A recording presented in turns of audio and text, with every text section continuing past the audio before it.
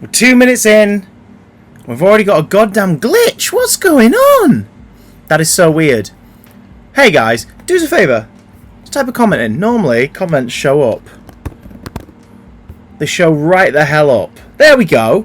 So why weren't they showing up on the first screen? Oh my god. Urgh. Twitch is knackered. Anyway, forget Twitch. Hi Flintlers. Hi Rebecca. Hi Ganduk. Ganduk, hey! Let me just scroll the hell back. Ganduk, did you just subscribe for 2 months at tier 1? I think you did. Thank you so very much. You legend. You do realise, Ganduk, that gives you access to the beauty that is Yonko, Whoa, Brucey, and Wine O'Clock. You now have access to those bad boys at your leisure. I'm very appreciative of the support. Thank you so much. Last night I just did a casual Overwatch stream in the wee hours because I thought, sod it, I'm awake. Let's do it. So we did, and it was fun. I'm not that tired, Rebecca. I'm not too bad. Funnily enough. So we got Flintless, we got Rebecca, we got Gandalf, we got Maniacal Sapphire. Hello, Reese Griffey. Good day to you.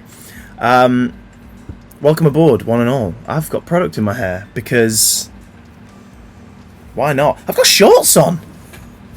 I've got goddamn shorts on. Why? Because it's warm and they should have been worn all last week in Cyprus, but they weren't. Did you cut your hair? We've only trimmed the sides and the back again. Like, I've kept the length. It's still stupidly long on top. That's part of the fun in it. Ooh, quarantine, hey. But yeah. Wine O'Clock, anybody? Oh my god. Thanks. It's alright, isn't it? Just thought I'd get it out. Because it's warm. If I wear a hat, I'm just going to get warmer and warmer. For folks, my 2-month-old £400 graphics card needs returning because it's fucked. Isn't that the way, though? Oh, Flintlers. OMS for you. OMS are popping. Hope it gets sorted soon. God damn. Not sure how classy that looks. What the? It makes you feel any better. It's not actually wine. It's just Vimto. Probably have more sleep than you have. Yeah, I noticed certain companies making announcements today about what they're going to do, Rebecca. I hope... I'm not sure which store you're involved in, but I hope you're okay. And I hope you're still being furloughed, if not paid handsomely and looked after properly. You still dig my room, that's good, I dig it too. Hey Emma! 1 o'clock! Good day, Dale! It is Wednesday. I know it's Wednesday because tonight we record Big Damn Cast, and it's taken me several weeks to get back into sequence with what day it actually is.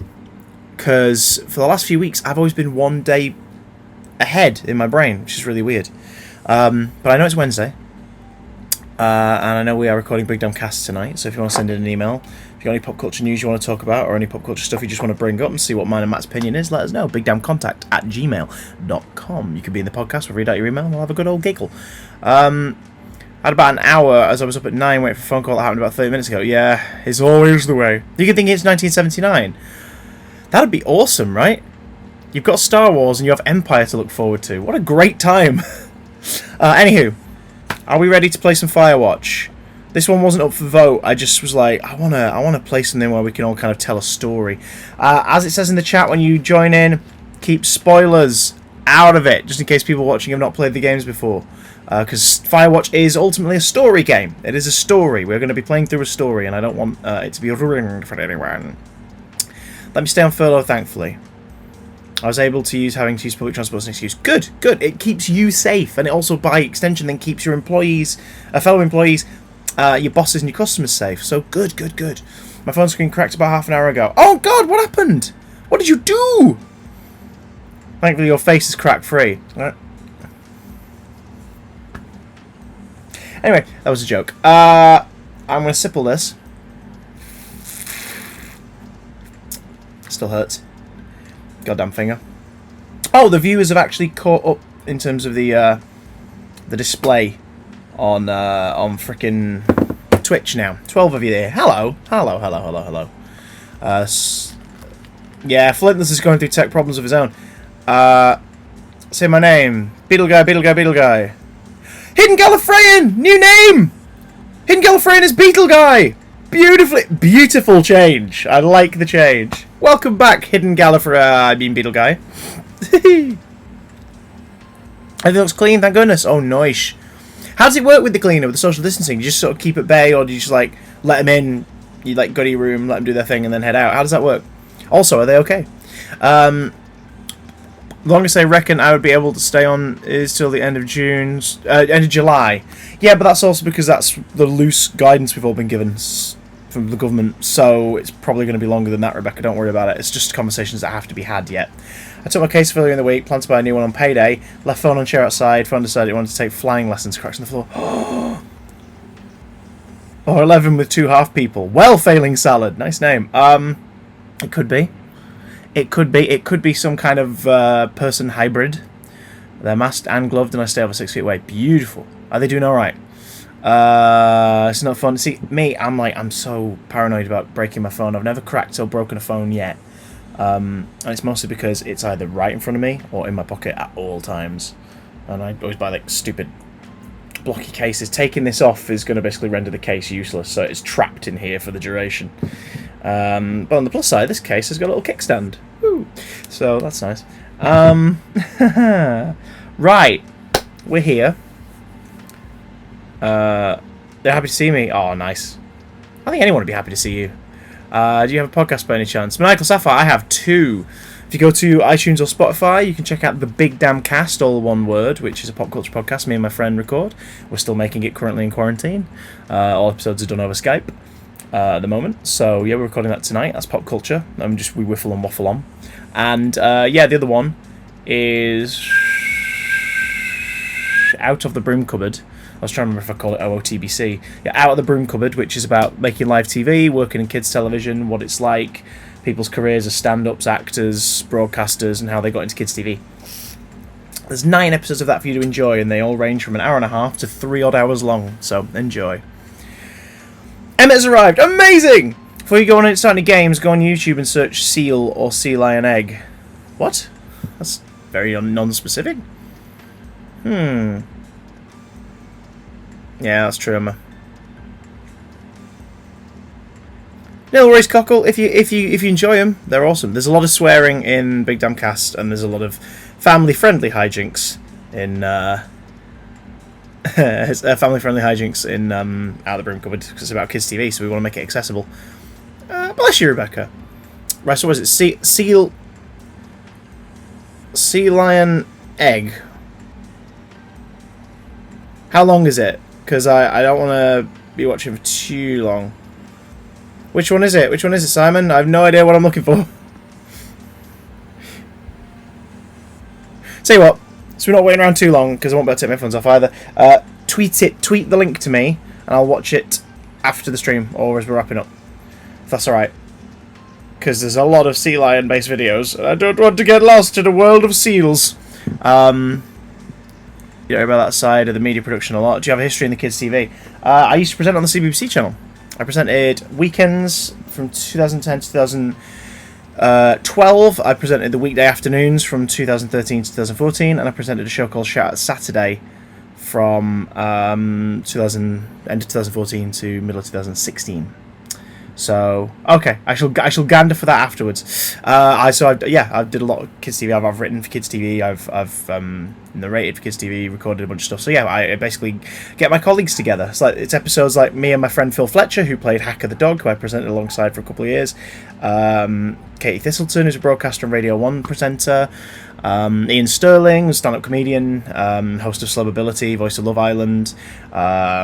Ian Kirkby, the guy who plays Harry Bat in Dick and Dom stuff, Mr. Burgess, in The Slammer, he's on Crackerjack, we talk about working in live TV environments in like the golden age of modern live kids TV, so, you know, Dick and Dom in the Bungalow kind of era. Barney Harwood, Shannon Flynn, Warwick Brownlow Pike, who played Archer the Cactus, plays Dodge the Dog. It's Sam and Mark. So it's a chunky podcast. Ed Petrie. So please do give it a try, because nobody's story is the same. Nobody has the same story about how they got into kids TV. So yeah. Anyway, it also has a Patreon where you can unlock lots of extra stuff if you're curious, but you'll hear about that on the podcast. Out of the Broom Cupboard. Right. So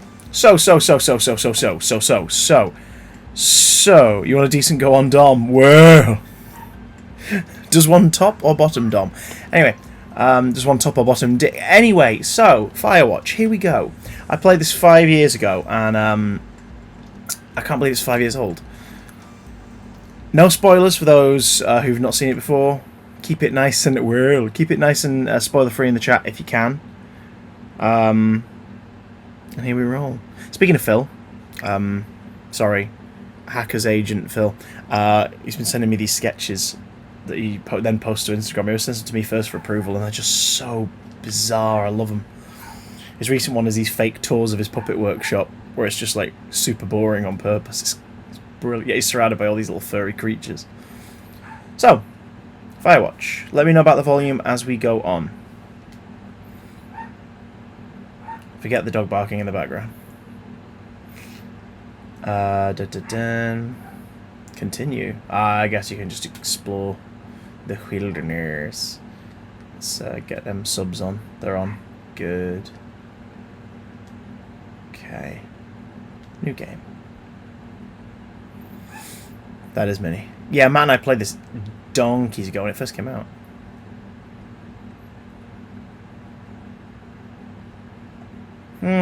So we could delete that one and play it again. I'd be up for that, considering we're gonna finish the game again, so I may as well.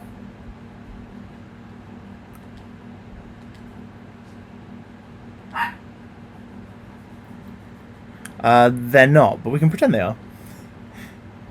Hey, Lethal Bizzle, not bad.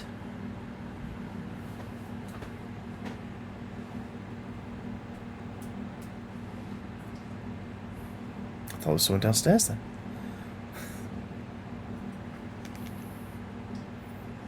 So just to reiterate, this is spooky, but it's not a horror game. Oh, thanks, Rebecca. Boulder, Colorado, 1975. Let me know if you can hear it all okay. Ooh. You see Julia. I'll read this just in case anyone's listening along in a tab.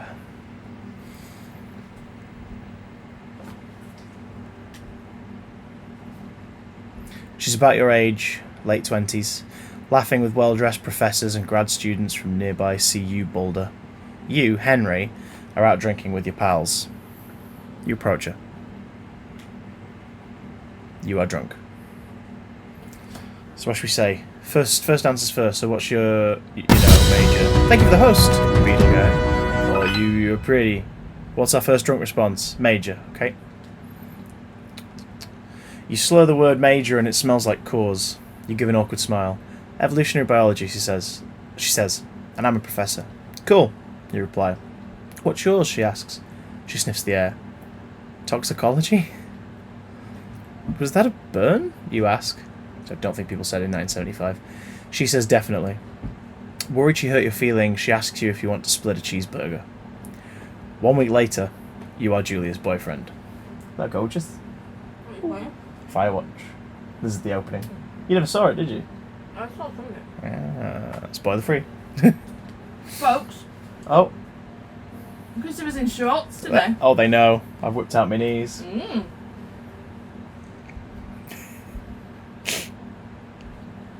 Minnie, what are you doing? I love his pegs. My what? Your milky. Milky peg holes. Look at my milky pegs. You're more tan than me, though. What? You're more tan than me, though.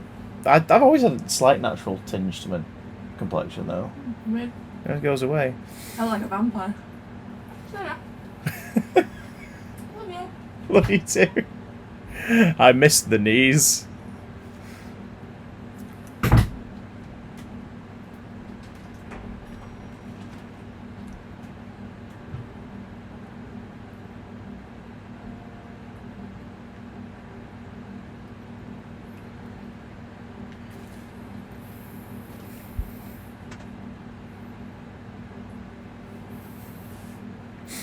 You date for over a year.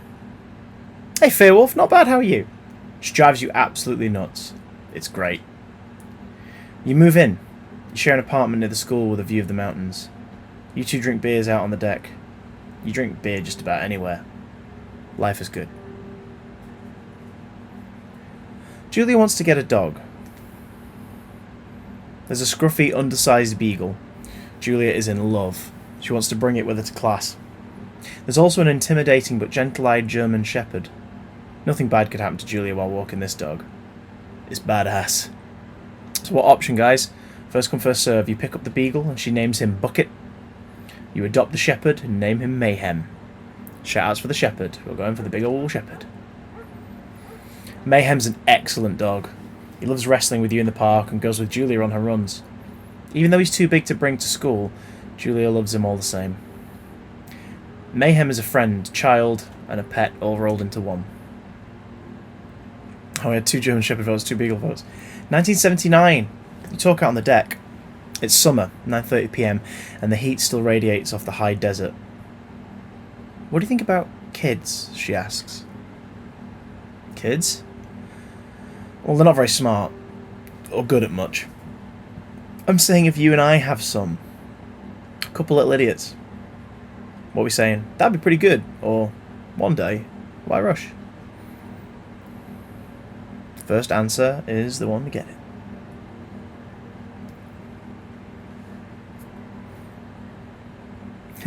One day. Okay, one day's first answer. One day. Why rush? She looks away, out towards the mountains. We have plenty of time, right? Speak for yourself, mister. Don't worry, you assure her. You tell her she has the body of an undergrad. My ovaries didn't get the memo, she says, laughing it off. One day, okay? Okay. One day, she says. 6 months later, you get engaged, lying in bed on a Sunday morning.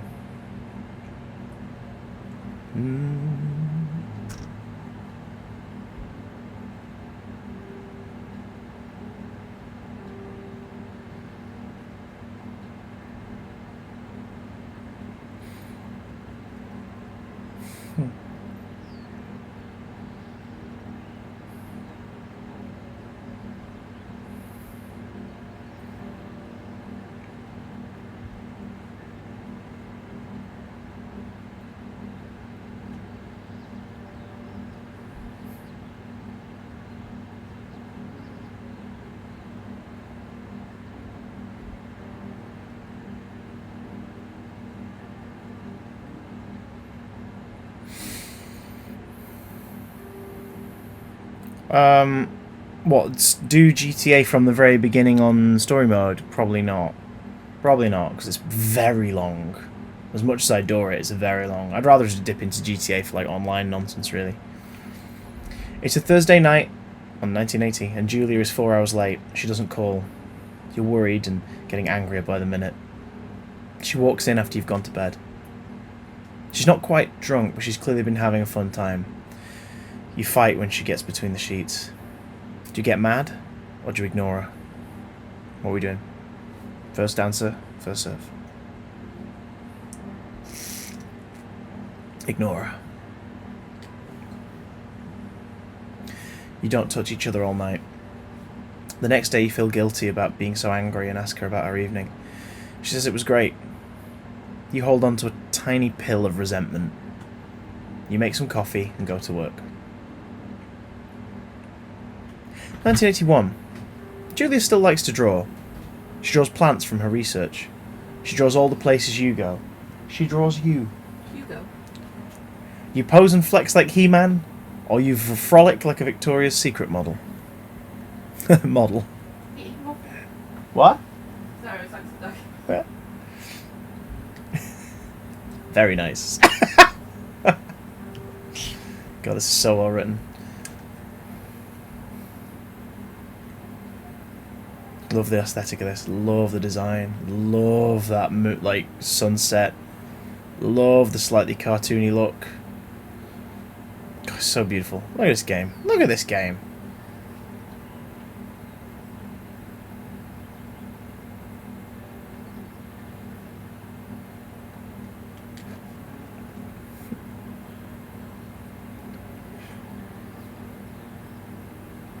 (1982). During the summers, you and Julia enjoy walking Mayhem at night. There's a festival in town. It brings in folks from faraway places. One of them tries to mug you with a knife. Hey Lou, thanks for the host. Mayhem runs away. Fuck, dog! Julia yells. She gets flustered and has trouble speaking when she's stressed. You confront the attacker. So do you scare him away, or do you beat his goddamn face in? First answer gets it. You beat his ass. Bloody hell, alright. Your arm gets cut up, but you beat the guy to a pulp. You don't feel very tough. You cry your eyes out before the cops show up. Julia asks to take a different path from that day forward. You say okay. You don't want to go that way either. From then on, you walk by the river. 1984. Plans to have kids get waylaid by work. Julia gets offered a job at Yale. Yale is in Connecticut, 2,000 miles away. It's a great job. Associate department chair. She wants to move. You absolutely do not. Do you convince her not to take the job? Or agree if she commutes back and forth? God, it's going to be a big commute. You'll ask her if she'll commute back and forth. You don't want to move to Connecticut. She says that'll be hard, but she'll do it if you don't want to move. You tell her not to pass it up if it's what she wants. She agrees. She flies back to Boulder 3 times each semester. 1985. Julia sent home from Yale on paid leave after having an episode. She lost it on a colleague for borrowing books that were important to her research. She didn't remember that she had happily loaned them to her just 2 days prior. She was found crying in the stairwell. You say that maybe you guys should talk to someone about it, or you make macaroni and drink wine and try to forget about it. Talk to someone about it, okay? After seeing multiple doctors and having many tests, they are worried that Julia might be suffering from early onset dementia. She's 41. You both decide to keep it a secret, for now.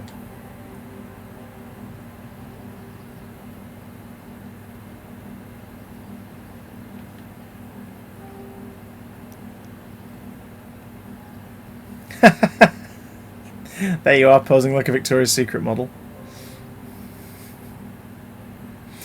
Mayhem is getting older. He's got silver hair down his back and slows down at night. You and Julia walk him to the bar to see your friends, and it feels like nothing has changed. Julia goes back to the university. Julia's affliction gets worse. 1987. She can't remember things in class. Her research is in shambles. She drives her car to the next town over for no particular reason and has to be brought home by the police. She's devastated. She's sent home on permanent medical leave. Don't worry, it gets upbeat. The story does get upbeat. It's just setting up why you are here and why you're here. Some days you get the Julia who calls you a dope and your unborn children little idiots. Other days you get a stranger. She pulls you into bed to make love. After 5 minutes she goes into a panic, believing her dad is at the door. You tell her family. They are crushed and begin to make trips to and from their home in Australia to visit her. For a while, your friends come by with little things to brighten the day. She gets worse. 1988. You spend your days following Julia around the house. You count the seconds between the 2 weekly visits from Daniel, the nurse. He suggests that Julia could live somewhere else, somewhere with 24-hour care, a home. It sits you with you for a couple of months. You decide to move her into a full-time care facility, or you are determined to take care of her by yourself. Yeah, I felt some of this myself, and I watched my granny go through this as well. Do we move her into full-time care? To full-time care. Or should we be looked after?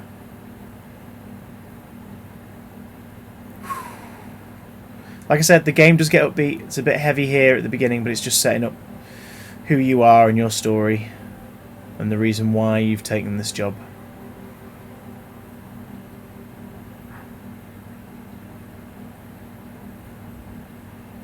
Was it Swad who said a friend of theirs wrote about this game for their dissertation? Hi, Hidden Beetle.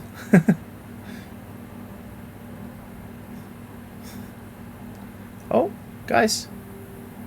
Got a deer.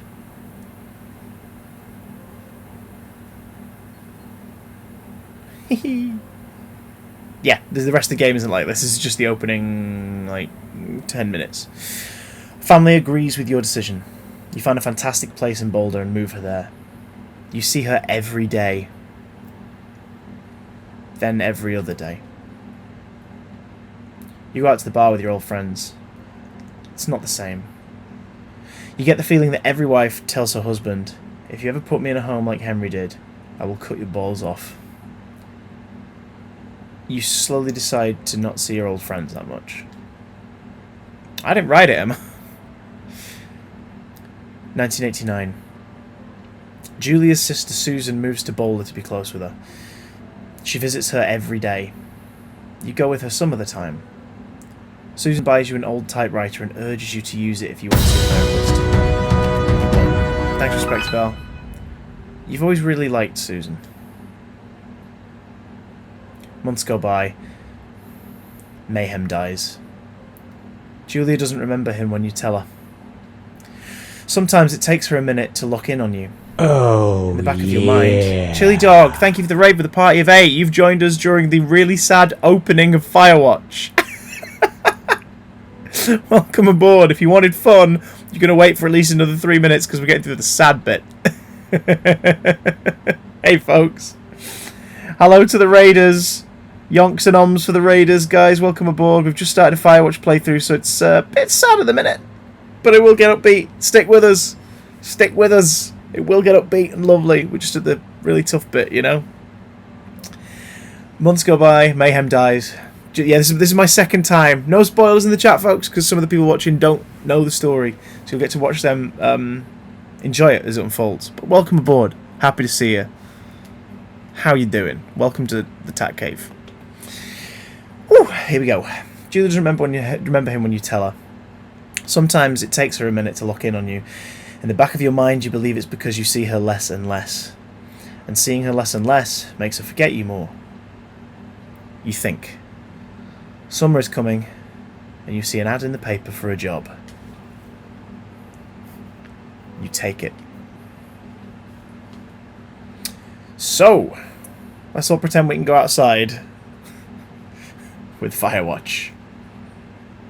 No worries, Cockle. Thanks for visiting, Tattletale. Boom, boom. I really appreciate that, Chili Dog. Thank you very much. Doo-doo.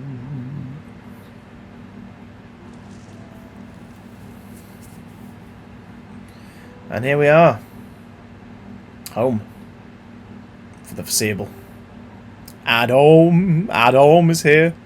It's brilliant. I love it. That's why I wanted to revisit it. Because I played it basically in 2 sessions 5 years ago with my best mate. The original playthrough's on YouTube if anyone's curious. And I was like, I've got to revisit this. It's been so long, and I remember being absolutely in love with it. Just as a storytelling experience, this was sublime. I had to come back and give it another go.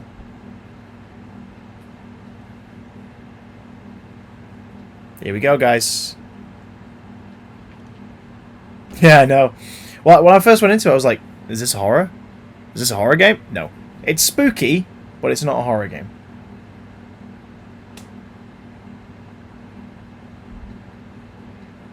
Hello, Two Forks Tower.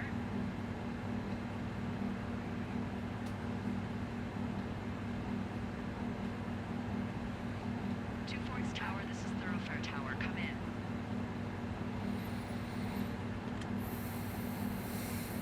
Or Delilah.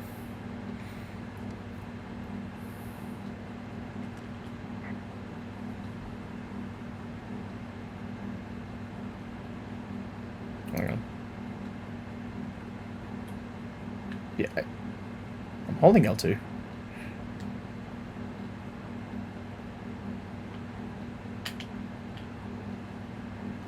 That's confusing.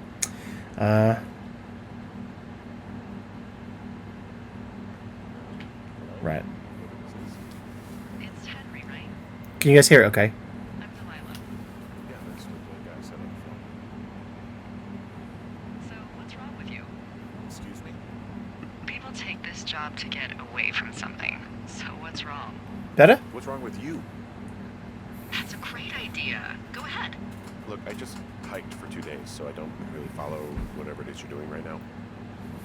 You take a stab at what's wrong with me. Fine, then can I sleep forever? Sure, buddy. Okay, now go ahead.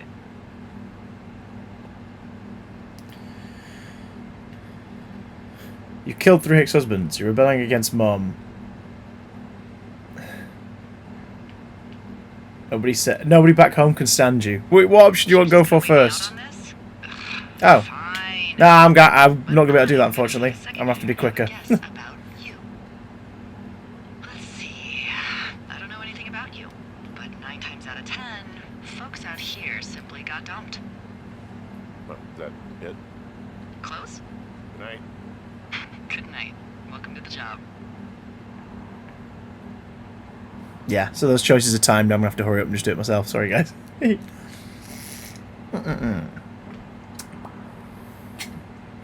Fla fla fla fla fla fla fla fla fla fla.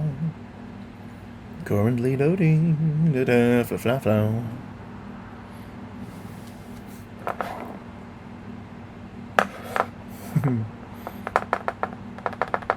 It's loading, by the way.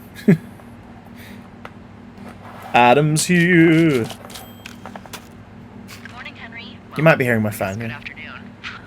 You probably slept like a rock. Anyway, there's still a few hours of daylight to get some work in. Eating a wedding. I can see you at your desk, so call me when you're ready.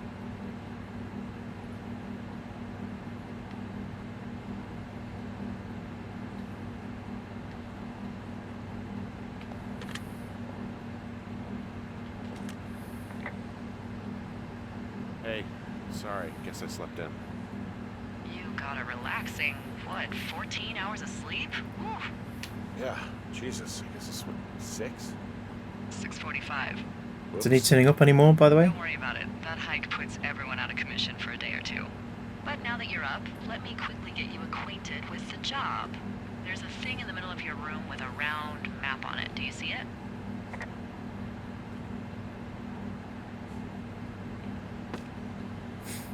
The drop button, bloody hell. Okay, yeah, I see it. This is the Osborne Firefinder, invented in 1914 by W.B. Osborne? You use this to spot, you guessed it, What the fuck? What is it? Nothing. You use this to... Oh, fuck me! Good God, language, lady. Out your west-facing window. Are you seeing what I'm seeing? Are those fucking fireworks?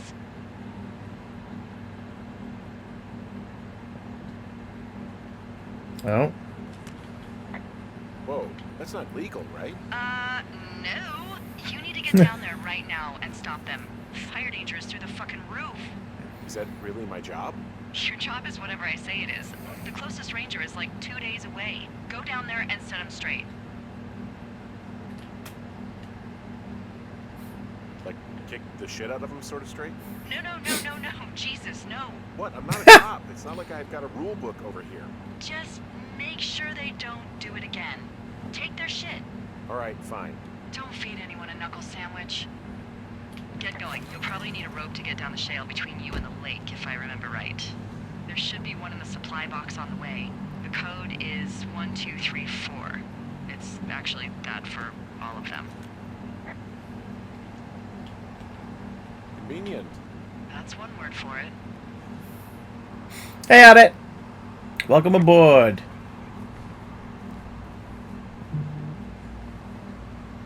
So, where is my tool shed?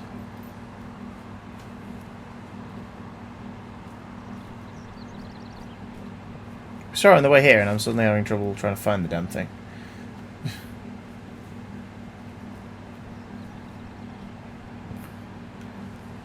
Too empty.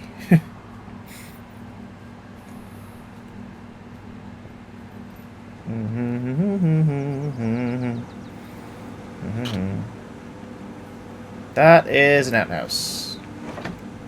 Silly dog, thank you for the follow! Much appreciated. Very kind of you. Did you sleep in after yesterday's stream? Last night's stream? No. Slept in until about sort of 10:30, so usual kind of wake up time at the moment for me.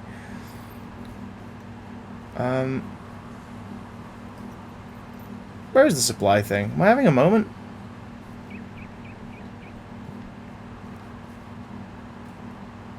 Hang on, what was that? I'll hop over. Okay. Yep. So that's it, I'm guessing. Nope. Ha! Okay. Did I get the rope? Do I have the rope? Oh, I'll keep going down towards the lake. Fair enough. So, head west. That way. Da da da da da da da da da. So again, no spoilers for anybody who has played this or watched a playthrough of this before, because some of the chat's seeing this for the very first time. Overall thoughts on Firewatch. But again, keep it vague. For me, goddamn life-affirming and heartbreaking at the same time, and it weirdly had me tense for a lot of it, despite the fact that it's not a horror. It is sad. It is a sad, sad game.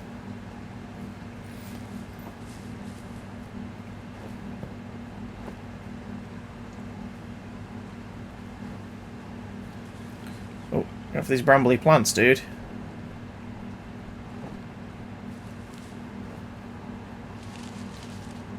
Block tray. Darn it. This place has no Hoover. Here we go.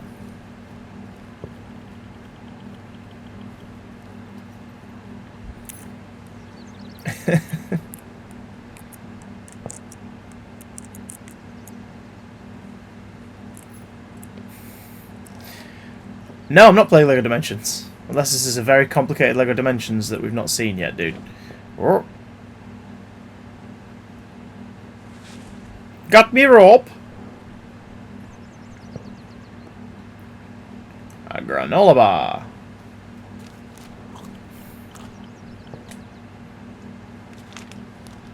Note. Ron. Hey man. Guy couldn't take it, so I locked up his lookout and put some stuff in the box. Found one of those bars you liked. Hiking into the park, but let's get fucked when I'm back. Dave.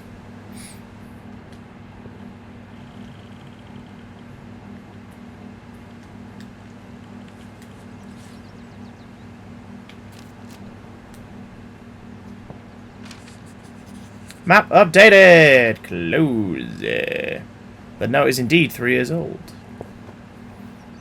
Well spotted, my lady. My lady!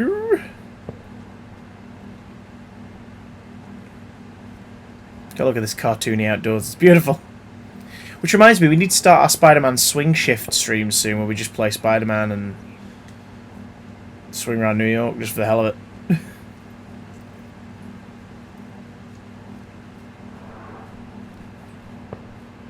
On the ruse! Exactly.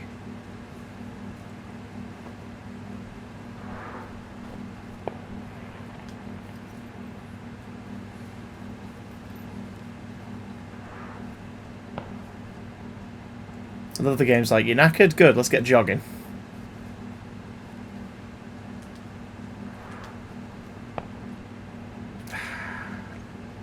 Dickheads with fireworks.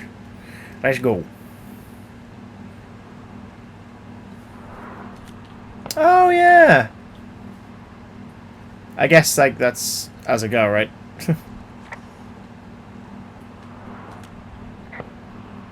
This shale slide is steep. How do you expect me to get down this? I don't remember it being that bad. It's not even named on our topos.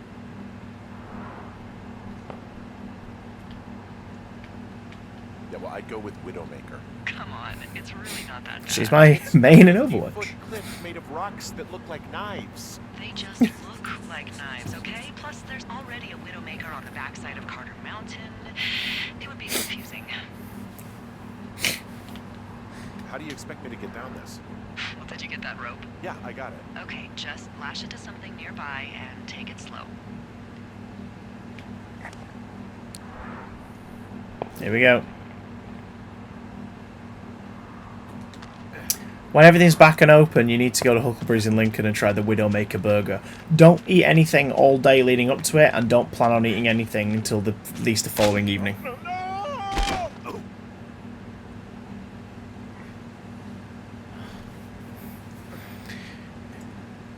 You died? What? It's huge and it's amazing. 3.5 hours to finish the game. It can take longer if we're chatting like we are. Planning on playing it today and tomorrow at the very least.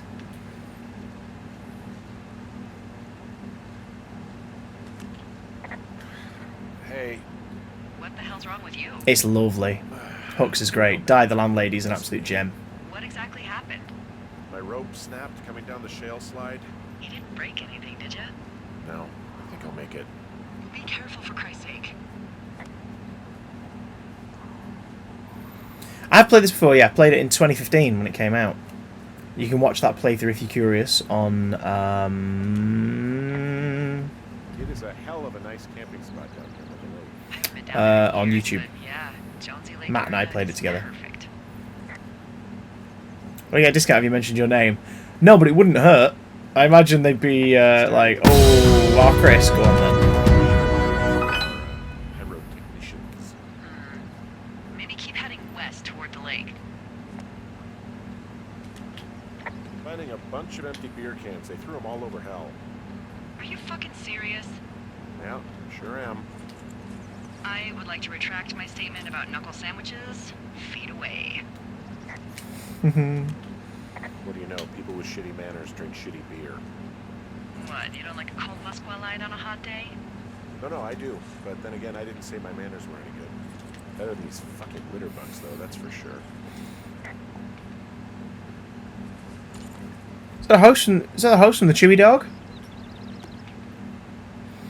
I know you don't actually get anything for cleaning these up. I just thought, sod it, let's do it. Let's clean them up. Clean them up, clean them up.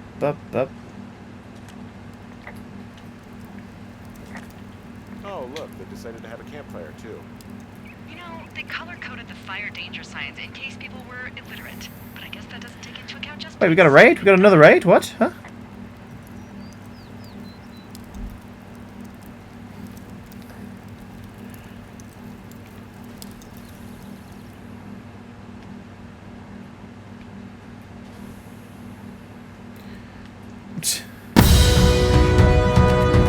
Swab, welcome aboard! Save for later. I like how the circle direction changes completely. Found the fireworks. They didn't even try to hide them. Well, confiscate them. Tiny beer. Chewy Moore is hosting. Chewy Moore is a goddamn legend. As is SWAT, I believe. Time to catch that fire, gang. Well, I put out their fire. Man, I would have named that forest fire something good, too. Hey, I can always restart it. No. I think your first instinct was the right one.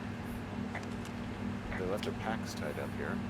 Don't fuck with You aren't doing a late night stream again, right? Not tonight, no. Filing a report about harassment. No late night stream tonight because we're recording our podcast tonight. So this computer, after we've done this stream, we're going to wrap up the stream at 5 at the latest, and we will be giving the computer a rest until it's needed again at 9 PM for recording. Won't that be exciting? Look, they're obviously still there, so tell them off and then head back.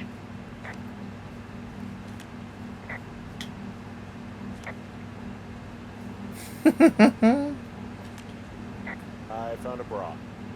A nudie pyromaniac. Remain professional.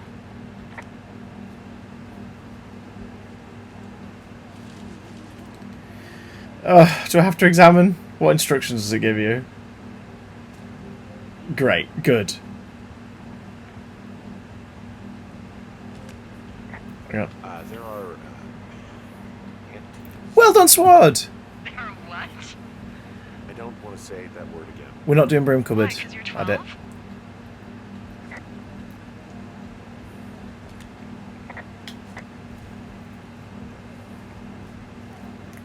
Can you imagine late night walks quite nice right now?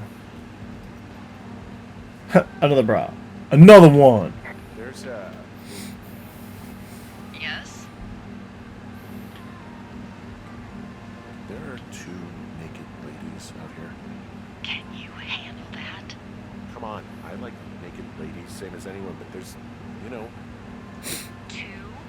yeah. I know this will be tough for you, but try to pick your tongue up off the ground and do your job. Okay.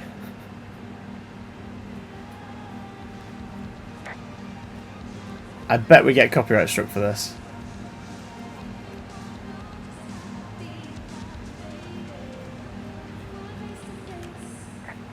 Hey, hey, you fucking kids! Hey, you fucking fatso! Leave us alone! Leave us alone!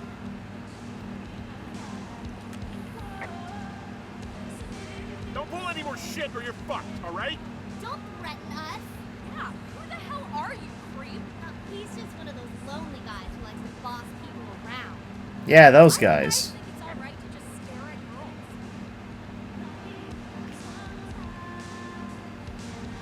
You don't know a damn thing about me. We Oh. know you're a peep. Didn't let me select it then. How long have you been standing over there? Oh my god, is that what you are? Carve me out! Ew! Can we just get out of here? You're gross. They are actually character models. Batman out in the woods.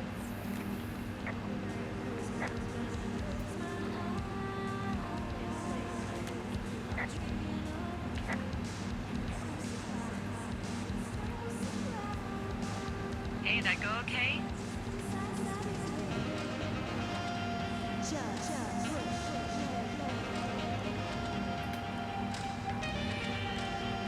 You there, Henry? It's done. Oh, wow. The music's a little loud. Oh, sorry. I took their stereo. Okay, well, I guess we're all even then? Yeah, I think so. But seriously, though, thanks for dealing with it. What was the third option again?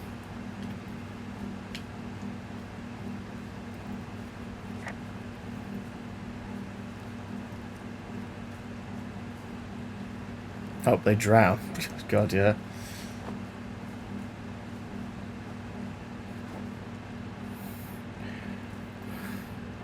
Clever Prime. I'm going a bit of a wibbly way, but I thought it'd be fun. Yes, I did.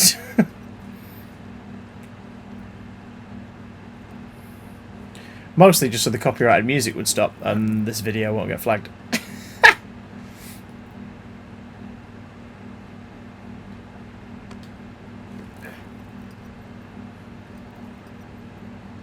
Get into the groove, get in you, it's Henry.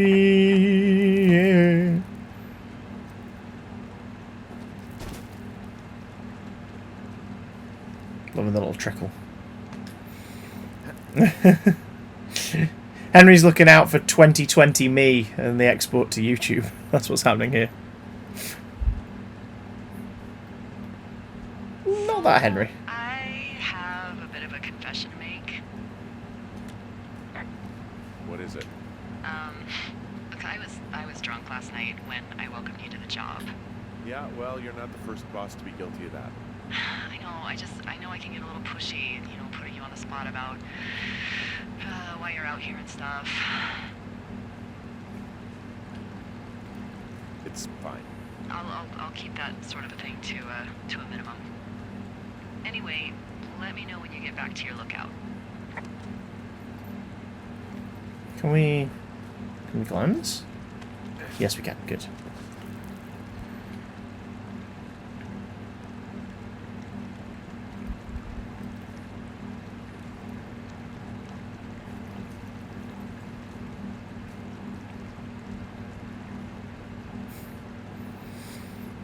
This is oddly peaceful overall, isn't it?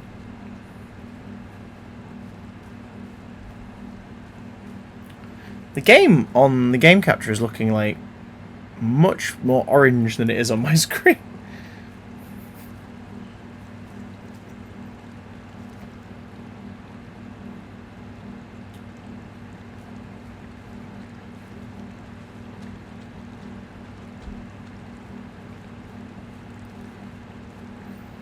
Why are we on Mars? Oh, bit of thunder on the way.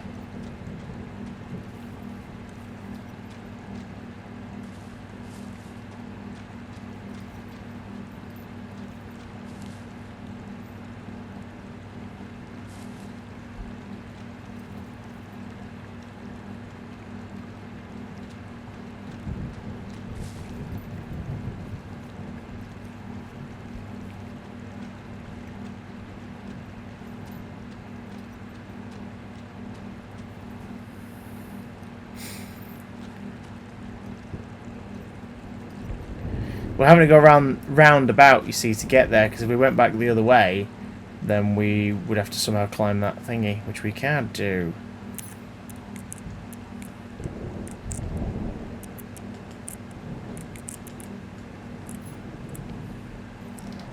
Elgato, yes!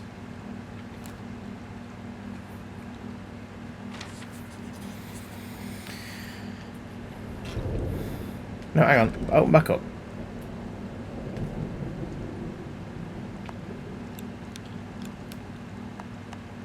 Ah!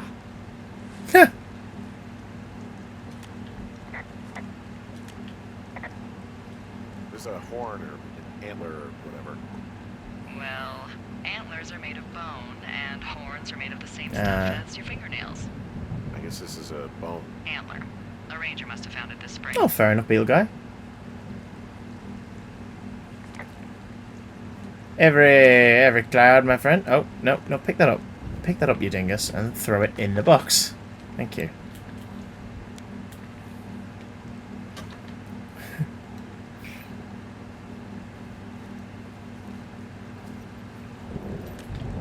What's in this cave down here? In Thunder Canyon? Thunder Canyon? Hey, I didn't name it. But in the cave, I don't know, rocks? NFS tells people not to go too far in there. It's pretty dangerous. So I say, fuck it. You're a grown man, you can go where you want. great. Used to go caving with someone back in Colorado. She loved it. Might be great to explore it sometime this summer. Well, that could be fun. Obviously, be very careful.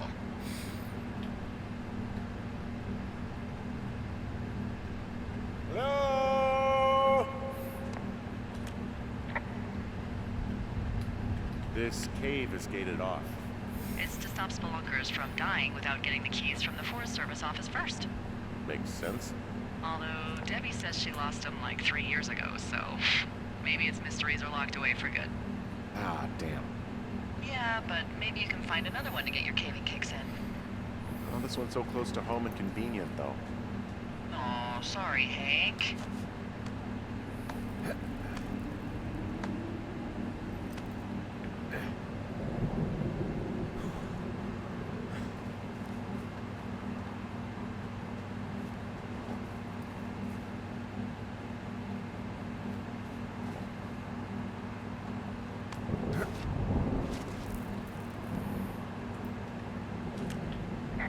There's some guy out here giving me the creeps. The creeps? Wait, he's looking at you? Is he doing anything else? I don't think so. Henry, there's something someone should have told you about this area. What is it? It's outside. Come on. The whole thing. And people come and go as they please. It's madness. Yeah, okay. I get it. Look, bumping into someone in the middle of nowhere is part of the fun. I wouldn't say fun, but fair enough.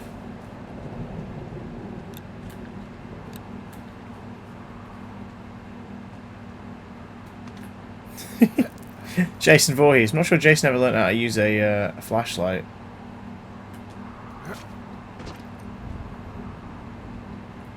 Whew. At least they're socially distancing. True! In 1989. Wait, what? So he was over here, wasn't he?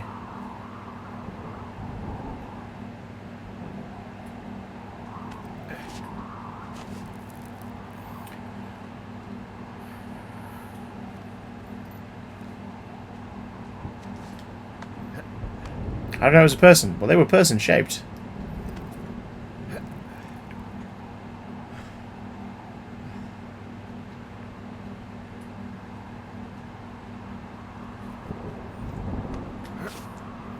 I think we've both got Friday the 13th video game, but I've not played it yet.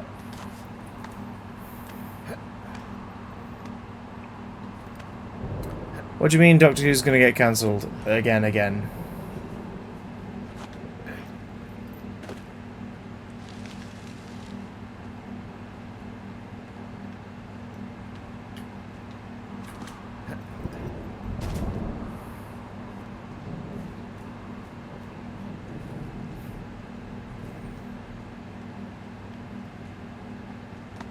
Ooh.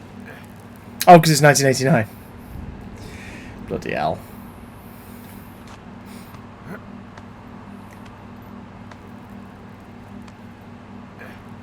Some sheer cliff face stuff going on here, folks.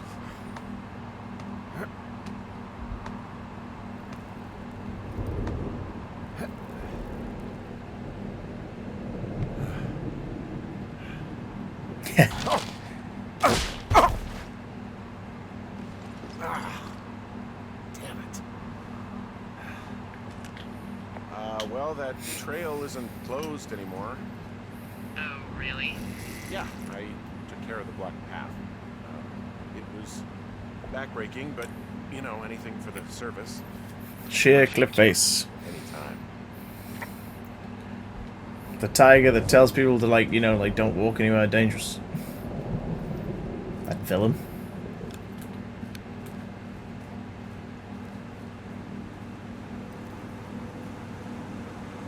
Ah, Ha! you know, I don't think there's any fictional character I hate more than Forrest Burns. No worries, Dale. As an employee of the Forest Service, that is treason. Yeah, well, he really freaked me out as a kid. He inspired me to spend the bulk of my 30s keeping the wilderness safe. A shrink would have a field day with you. Thanks, Mom. What kind of name is Forrest Burns anyway? Well, that would be a pun, Hank. A glorious pun. I went to junior high with a guy named Royal Butts. Royal? Butts. I didn't think anyone had been named Royal since the 1850s. Well, Royal's mom, Flo, was a bit of a trendsetter. Flo Butts? Oh man, that's even worse. Yeah, well, it's still better than Forrest Burns. So it's just the outhouse then, in terms of going to the bathroom? You're a man, Henry. You can go wherever you want. Well, number one at least. And, full disclosure, I pee wherever I want as well. She's brilliant.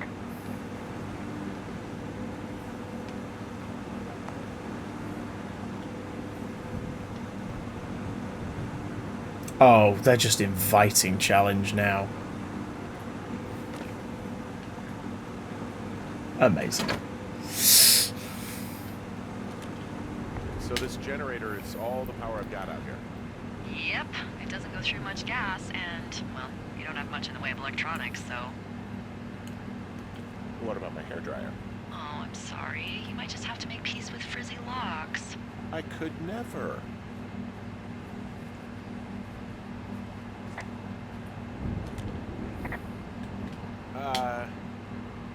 What can I do for you? Well, my typewriter is on the ground, outside of my tower. You right? Yeah, look, the wind? No. How the hell? You should get inside. Fuck me.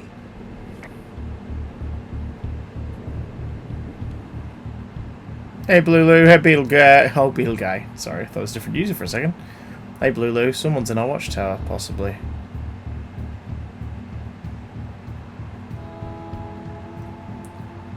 I mean, where to start? Someone broke in. Hey, what? They wrecked the place. Threw my typewriter out the window. Motherfucker. Holy shit. I'll let the Forest Service know what happened. My fucking sheets are gone. They stole your sheets? That's just mean. Yeah, it sucks.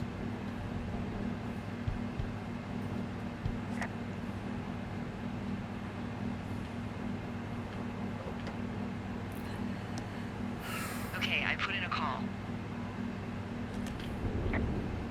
That was fast. Yeah, well, do you have any idea who could have done this?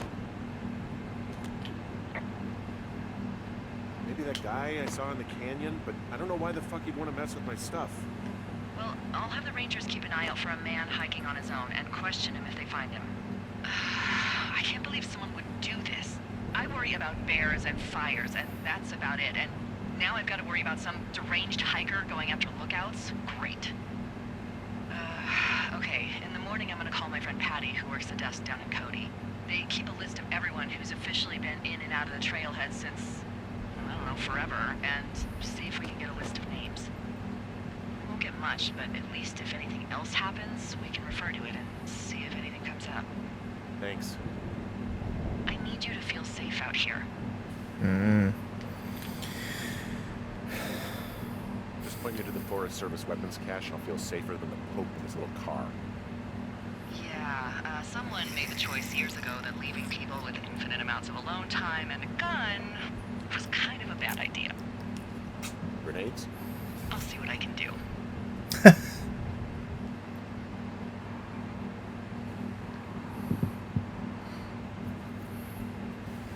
As the plot arrives. Surprising for America. America.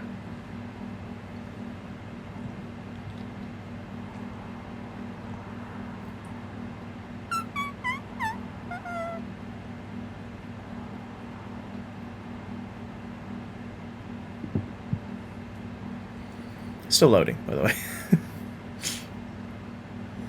Wake up.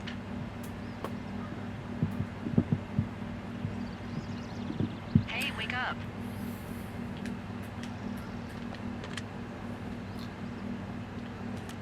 I'm awake. What's your problem? Our problem. Sorry, our problem. That storm knocked out the phone line I used to talk to the service, which means we're cut off. I tried radioing out, and that's not working either. I don't really know why that would be the case. Can I go fix it?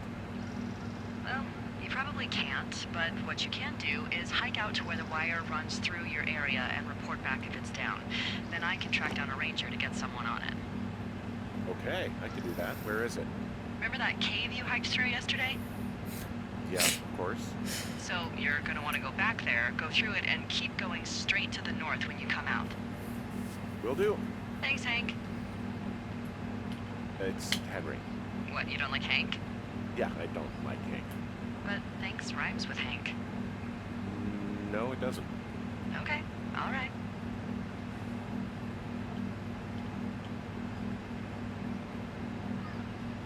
You wake up pretty early then, huh?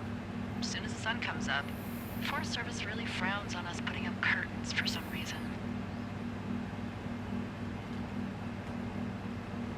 I just covered my head with my pillow. Seems to do the trick.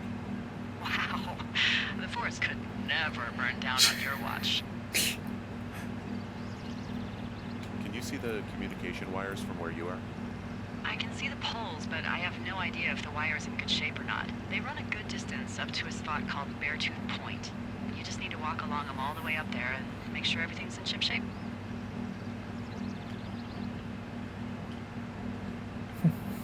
I was like, is there more dialogue? No. He's tied up as best he can, except his books, which is like, yeah, sod it, I'm just gonna leave them there. Is typewriter okay? Yes. The whiskey's good too. Let's roll! Marty! We gotta go back to the cave! Marty! Marty! The poor books. Not from Dave. Yes. How do we see the map again? Oh, there we go. So here's where we are.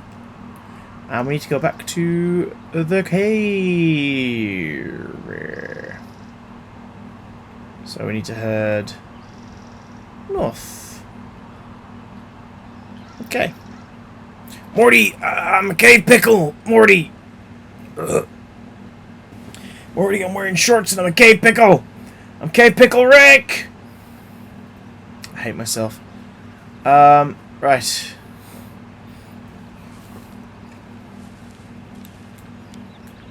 Daytime flashlight.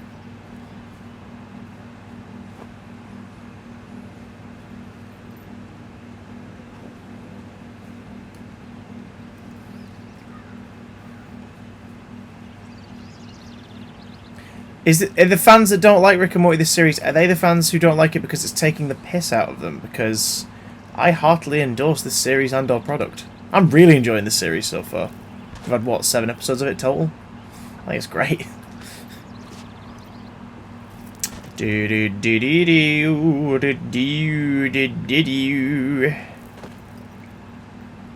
Let's go get that cave. The train one was amazing, absolutely.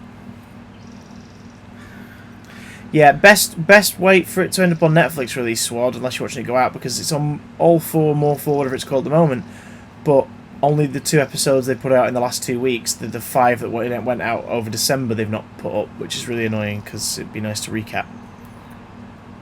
Netflix isn't Bleep 2, very true. Someone indeed said train. Oh no, it's I Like Trains. Can't wait for you two to get married. Trains. God, look at this place. So pretty. It's so pretty. It's so pretty. And apparently a cartoon Italian. Cartoonalian. Stallion. What's your favourite Rick and Morty musical moment? Oh, there's so many. Oh, it's actually pretty damn cold out here. Roger that. Warms up fast. The mornings are cold in Boulder, though, right? Yeah, they are. What did you get up to down there? I mean, what's life like?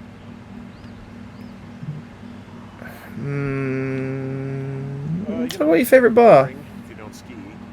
We used to go to this bar called the Dollar, though. I love that place. Oh, wait, is that down on Pearl? They have all the money pinned to the ceiling? Yeah, that's it, yeah. I love that bar. Why don't you go anymore? I took this job. Oh, duh. Hey, can you hold on a sec? Sure. Just gonna keep hiking and hoping it warms up. Heyo. I don't think so. Why, have you? Okay, good. No, I don't think he has any idea. I'm absolutely sure. Would you? Alright, I'll let you know if anything changes in that regard. Hey, sorry about that. Anyway, if there's anyone or anything you want to talk about, fire away. Who was that? Who is who? I don't think he has any idea. What was that? Were you talking about me? What? You left your button pressed or something. Henry, that call was work. I was just talking to... Actually, it's not really your business. Why are you freaking out? I'm not freaking out. Good. I'm gonna go quiet for a little bit. Call me if it's important.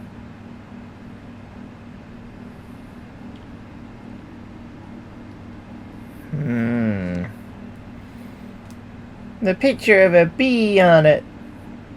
I choose all of you. Yeah, I know, right? Suspicious behavior from Delilah. Yeah, it's true. The first step of The Simpsons airs in this fictional year.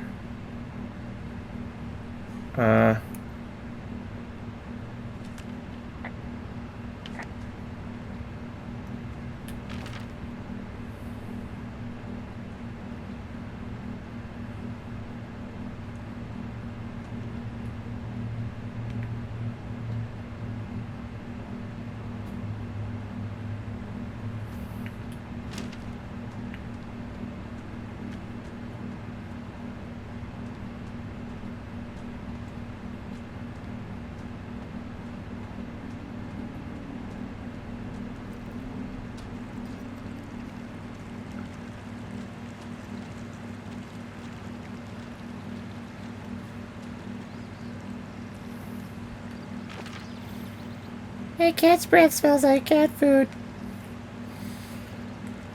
So, where were we headed again? Beartooth Point. North of the canyon.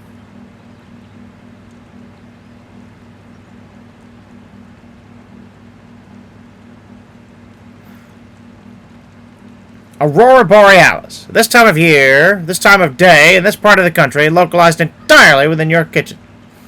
Yes? Can I see it? No.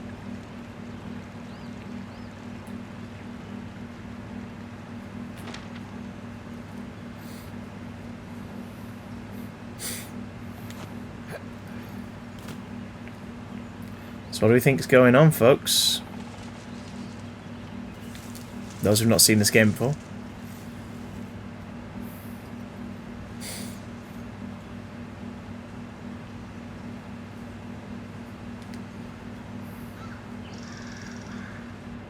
It's a what, Chewie? Okay, gang! There's a trap! We found a trap, gang! We need to split up! No. Fred? Stop it, Fred. Okay.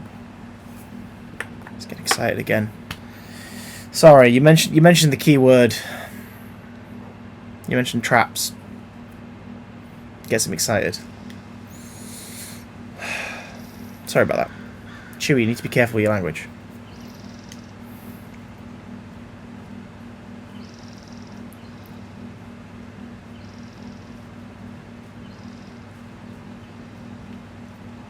Look at him jogging. Those jogging hands that people definitely have when they're jogging. No, mother, it's just the northern lights.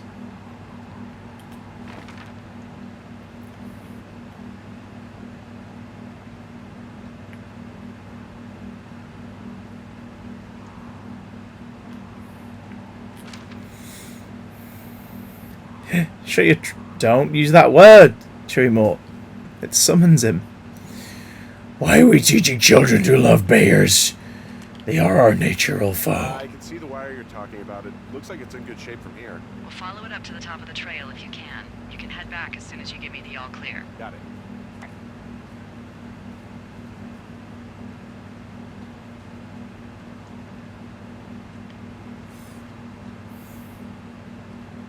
Scooby Snack, 2Cs. Good work.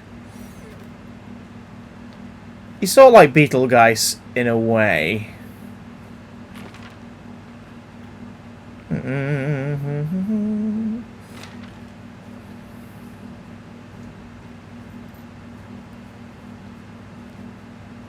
What do we have here? Hey, I found a structure that might have been an outhouse once, I think. Whoa, you don't need my permission to go to the bathroom, but, you know, use abandoned shitters at your own peril. You mean I'm in the right area? Yeah, the wire runs quite a ways north. Just follow it up to the point that I mentioned. Ol Shoshan, Winthrop Carter, Hawk's Rest, refrain. I'm headed off to Ol Shoshan, where the birds and the bees won't know me, where men in the war don't exist no more, and there ain't no gals to keep no score. I'm taking off for the woods to a place where there ain't no sholds. Don't need no books. I'll ponder the ponderosas. Don't need no lady. I'll marry the mariposas. I can't waste no time in getting there. I'll do 80 down 80 without a prayer. Don't need no girl, I'll spruce up for the spruces. Don't need no pal, I'll change my mood for the mooses.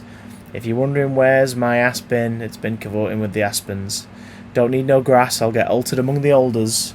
Don't need no mass, I'll grovel before the boulders. I'm heading off to Ol Shoshan, where the elk and the owls don't know me. Where there ain't no judges to whom I gotta plea, because I can be me in Ol Shoshan. I found an old notepad of, I guess, songs. Someone was writing a song called Ol Shoshone. Shoshone. Oh, Shoshone, where the sky is blue and the teens are nude. It's, yeah, it's just like that, except about 10 times more depressing.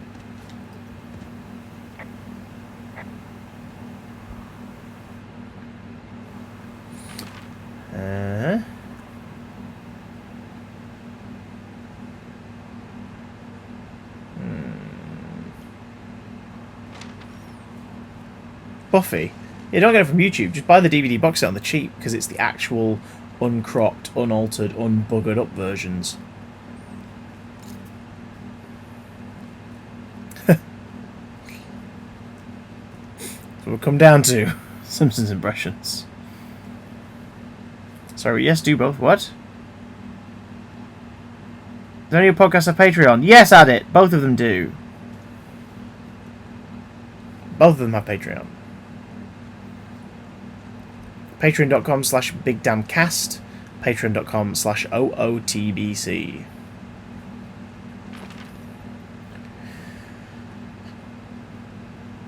So we're near a cache. Go up above. It's on that. Is that it there? That's it there.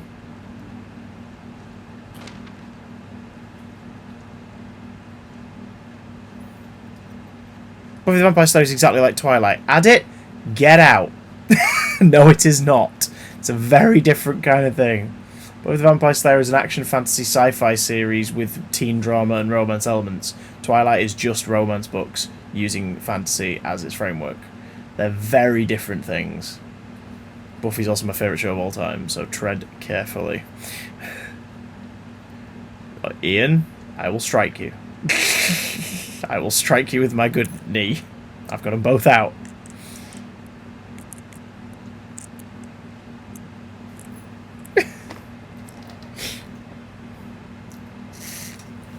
Copy that information. Let's do it. Copy that information. Oh! That's true. Mums have used your bad knee. Terrible Who are these things. guys, Ron and Dave? They're leaving notes for each other in the boxes. Is there any chance one of them was that guy I saw in the canyon? You know, the guy with the flashlight? Bad knee No, things. they're both rangers. They're not out here this season. I didn't really know him that well, but I always assumed the only thing Ron cared about was chasing tail and getting loaded. It's somehow comforting to know that he was able to keep up a correspondence with someone who wasn't going to send him a topless Polaroid.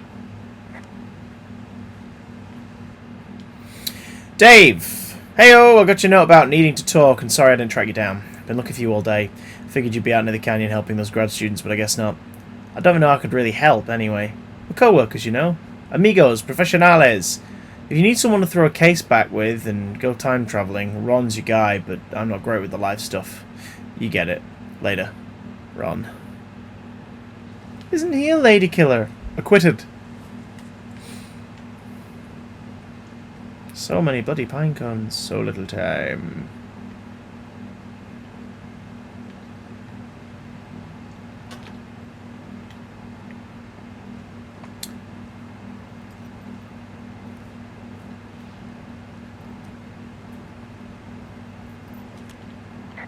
Whoa, I found a turtle. Maybe it's a tortoise. It's a thing with a shell. Well, isn't that something? It's actually pretty cute. Well, Henry, if you decide you want it to keep you company, nobody will mind. What do I call it? Looks like a, Oh, this ought to be good.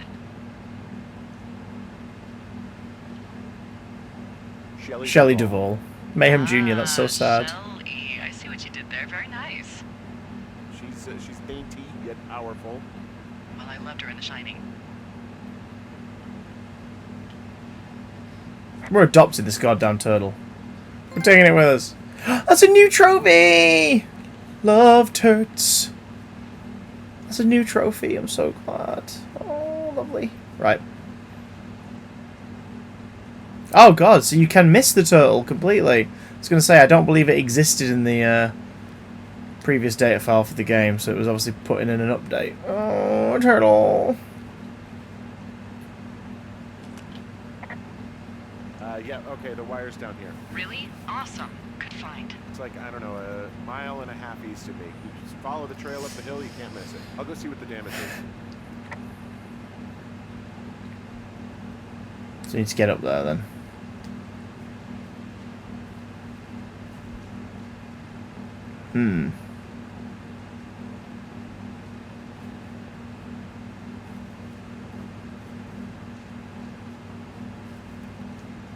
Look at this casual jog. Why is he not getting knackered? Oh. Guess what? What is it? There's a bunch of empty cans up here. Same as before? Yep. These fucking kids. How can these girls be so stupid? Trust me, I never underestimate the stupidity of a drunk teenager. Also, I never underestimate the balls of a drunk young woman, having been one.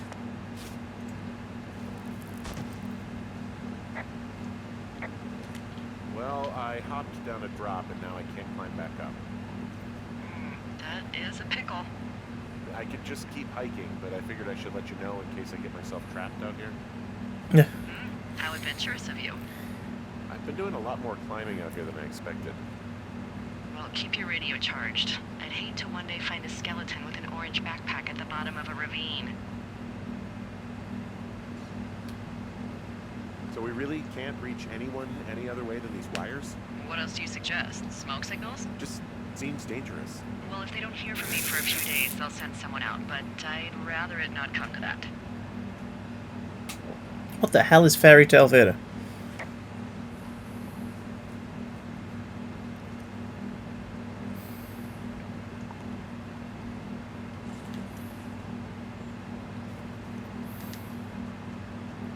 I'm not saying anything.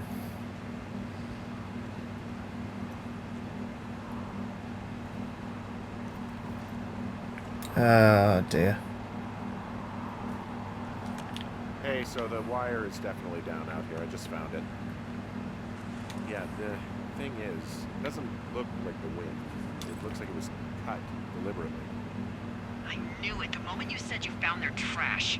These idiots are gonna pay. Do they realize this is how people die? I mean, what if something happened to one of my lookouts while this was going on? And God forbid there's an actual fire burning out of control. What do you want to do? I want you to go find them. And then what? I haven't thought that far ahead. That's not true. Everything that comes to mind is illegal. Let's hear it. Oh yeah? Hey, I came out here for a breath of fresh air and some adventure. What do you got? I think I want you to just find them and scare the hell out of them. Yeah, I'd make a spooky ghost costume, but they stole my sheets. I've got one.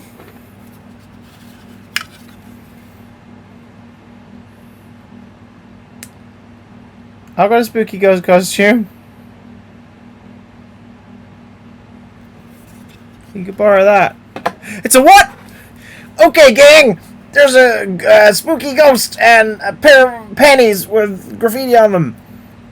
We gotta set out a trap, Fred. No, Fred.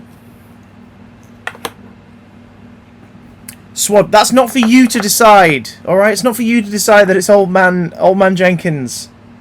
Someone else has the authority on that. It's not for you to decide. To answer your question, they say go to hell, and they've got the forest fire mascot on them. Wreck their camp. Something that would make a teenage girl run home to mommy and daddy. I'll find them. Thanks. But I am gonna need a raise. Don't hold your breath. I'd start by hiking back towards your tower and just keep an eye out for anything that would lead you to them. Well, they're big into Red Eagle. Great. See if you can find the path they took down from there. Maybe they looped back around towards the lake or something. I doubt they're where they were yesterday, but they obviously can't have gone far.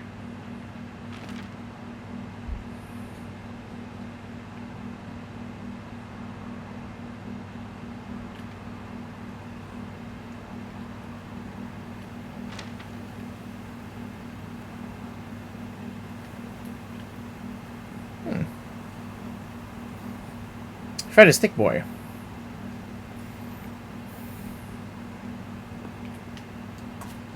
No.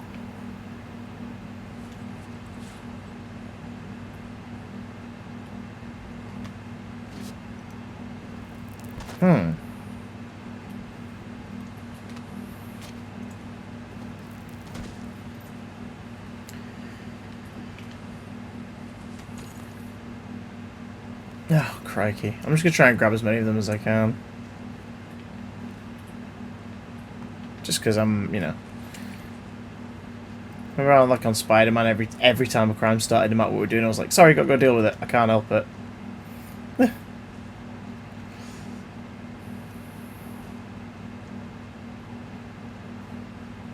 Very good. As many as you can. So I'm just curious what these extra trophies are.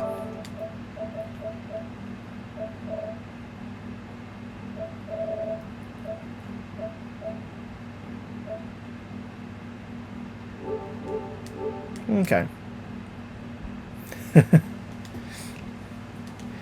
Dan dan dan dan dan dan dan dan dan dan dan.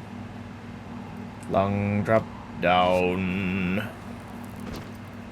Ouchie poos.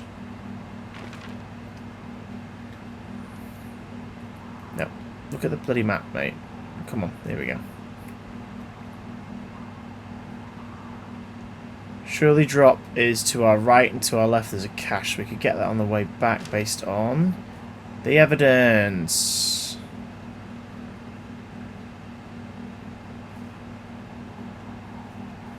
Let's go to Surely drop first, because why the hell not? Let's explore.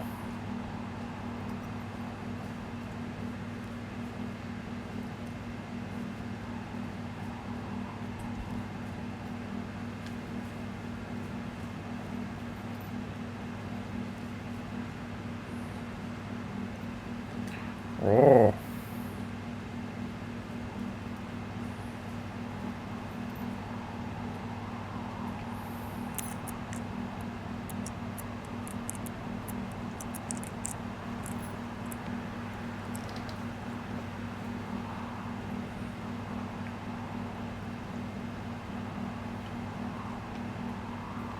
Sweet subtle.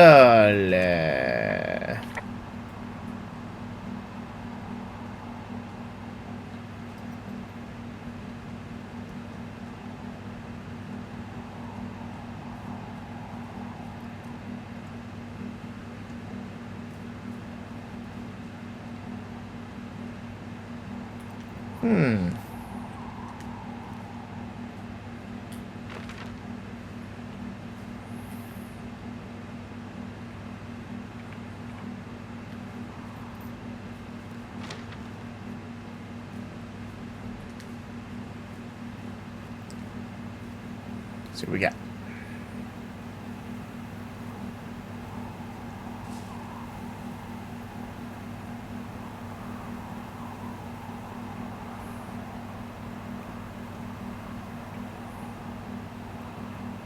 You're part of the VFD in this game. No, because that story's timeless. Hey, I'm out at a ravine. What's this thing that spans across it? That is how you get to my sector. No kidding. Well, let me hike over. Well, it's locked up and mainly for emergencies. I've never actually used it. Rangers use it from time to time, but that's it. Do it, Rebecca, if you're Help! sleepy. Oh, God, it's an emergency! Oh, really? Yeah, I got eyes on a tornado. I gotta get out of here. A tornado in the heart of the Rockies? Yes! Holy moly, I need to call this in. Tom, Two Forks sees a tornado. He says he needs an evac into my sector. It's a meteorological impossibility. There haven't been tornadoes in the greater Yellowstone region in 100 million years. You're gonna need him to stay and take a detailed personal account, even if it means giving his life. Okay, I'll tell him. Sorry, Hank. No dice. Man.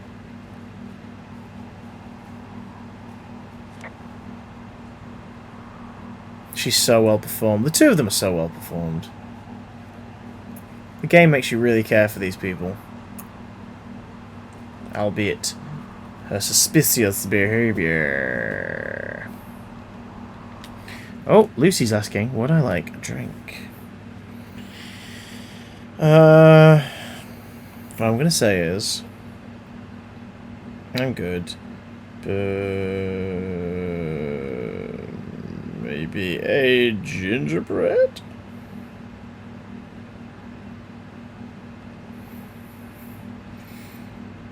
I'm good for drinks. I've still got my my incredibly large Vimto. Pretending to be wine o'clock juice. Ooh, wine o'clock juice. Wine o'clock juice.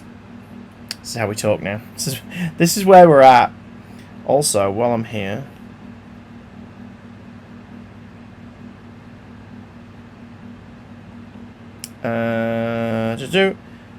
meets.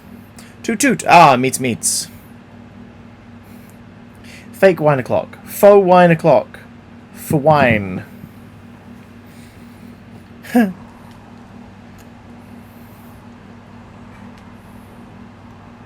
Bloody hell, Henry. The animation was a bit ropey. Oh! There's an abandoned pack out here. And it's not one of the teens? No, it looks like it was lost a long time ago. Well, you could always pilfer it for supplies.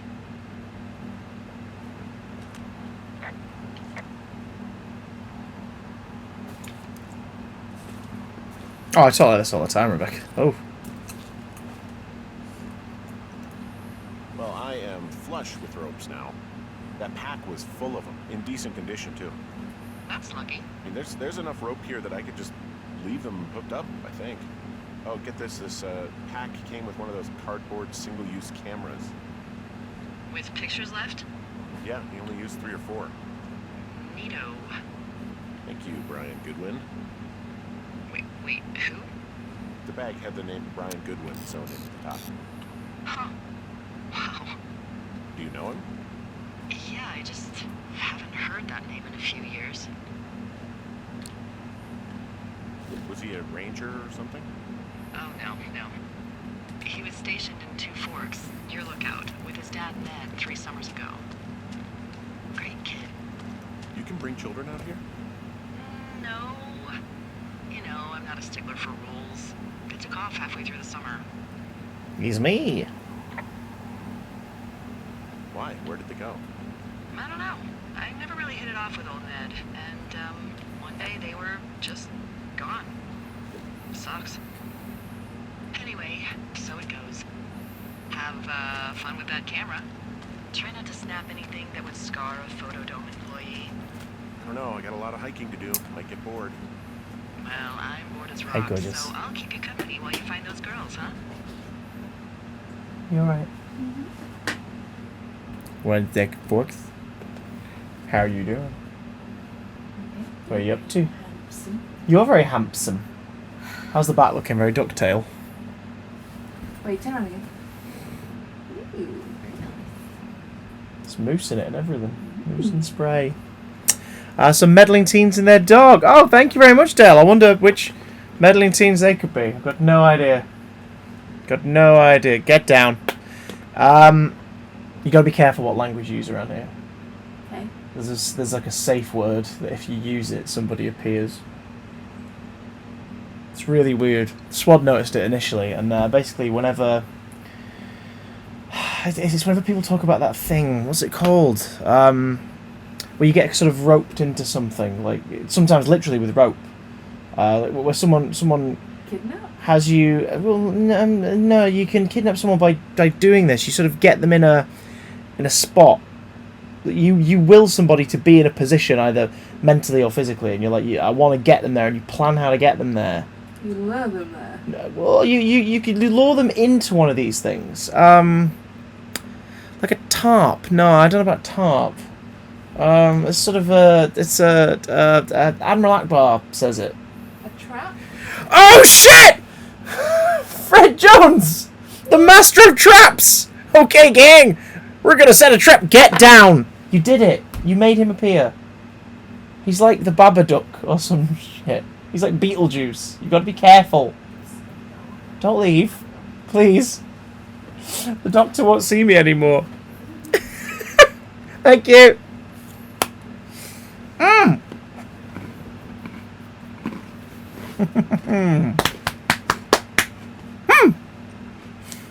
Oh, she's moving out.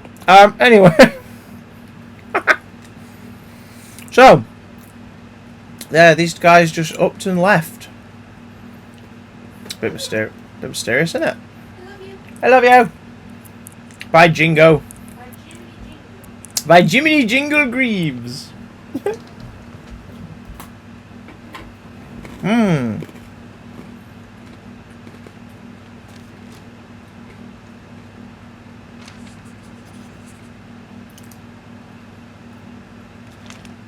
Got another note. See what this says. Dave. Guess who's going out with Debbie next week? No, not that shitheel Steve. It's your man, Ron! I went up to check out the new guy at Two Forks and heard him talking to himself more than usual for LOS. Lookouts. So I figured I'd stay away. Remember when you saw Chimney Rock having himself in that hammock? I'm starting to think the Forest Service only picks the deranged and perverted. Except for us, of course. We're the creme de la creme. Let's toast to Deb at the spot. Ron. Okay. What else we got in here? Loose stone. Goodbye. Hello, Min. What on earth is that? Someone found a fossil and put it in a cash box. Could be the same person who left that antler? Maybe they're leaving me an entire creature, piece by piece.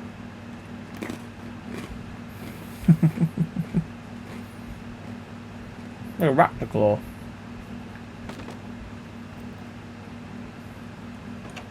How random.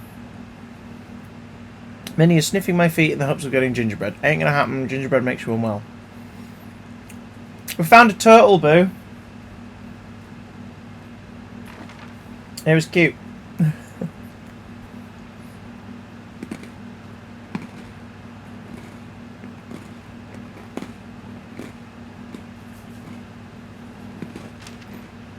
Hey. Sorry about snapping at you earlier. I thought about it, and yeah, I suppose that must have sounded kind of weird when you heard me take that other call. Plus, you're just out here in your own head. Trust me, I know how it is. So, did you break any hearts back in Colorado when you took this job? I myself have chosen to never get attached to anyone who would miss me, but I know I'm a bit of an outlier. I don't mean that the way it sounds. I mean, I care about people, and I like Let's to get you be as talking, much as the next Henry. person. I'm actually married. But you're here.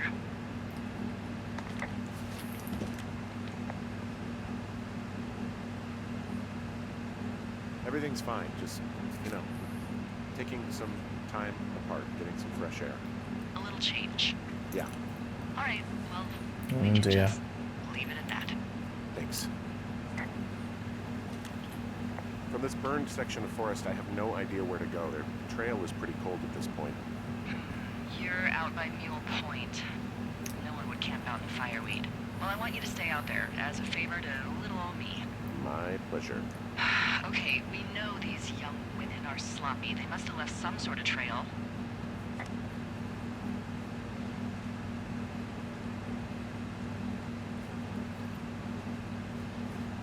Keep your eyes out for some kind of giveaway.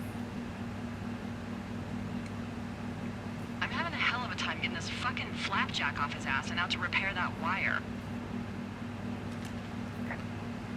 Excuse me, Flapjack?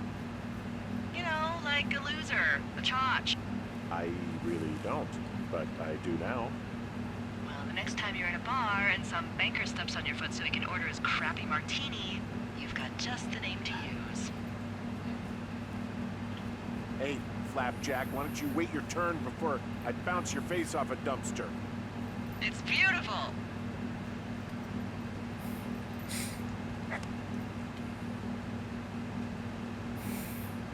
Is it a Brucey bonus?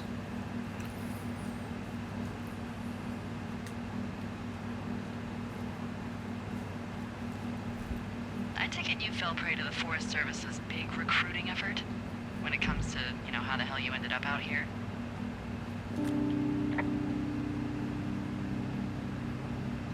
I saw the job in the paper and figured, you know, what the heck? What the heck? I've got no ties and no life. Better go spend what's left of it in utter loneliness. Something like that? Bruce Now, Juice. thanks to last summer, the bump in Forest Service budget actually allowed for us to advertise for the job. Glad it worked. Oh, you're talking about that giant fire that probably caused some damage. Turned an entire jamboree of brownies to dust.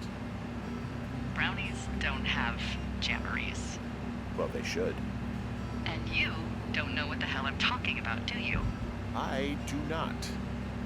Jeez. I mean, the federal government almost let Yellowstone National Park burn to the ground. Ring a bell?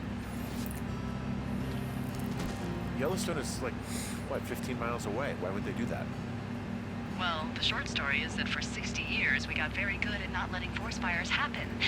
And then about 15 years ago, they decided that forest fires in wilderness areas like Yellowstone should be left to burn.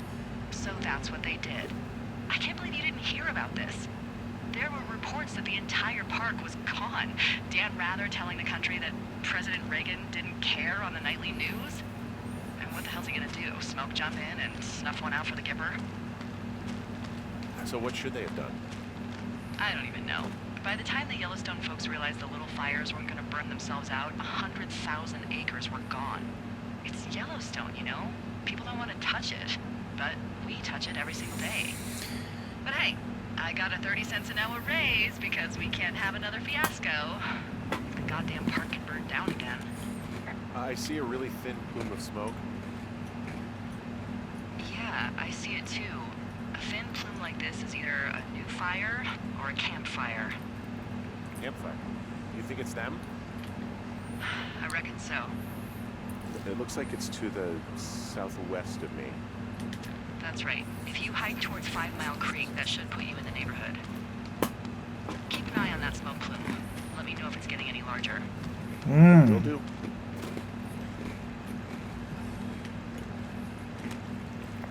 I'm down in Thunder Canyon. I'm not seeing that smoke anymore.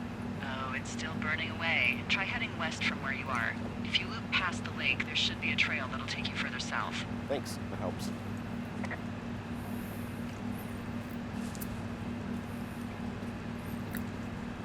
I'm fine, thanks, Addy. I'm awake right now. I had a thing called a full night's sleep. Well, mostly full night's sleep and a coffee. So I'm doing pretty good. Be Stanner prepared, King. Oh, there's that little ledge we glitched on before. Look, just so you know, I didn't mean to overstep my bounds earlier when you brought up your wife.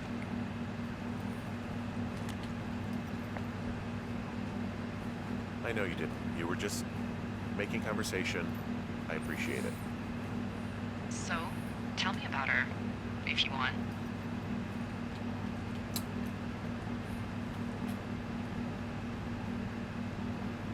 She's a college professor.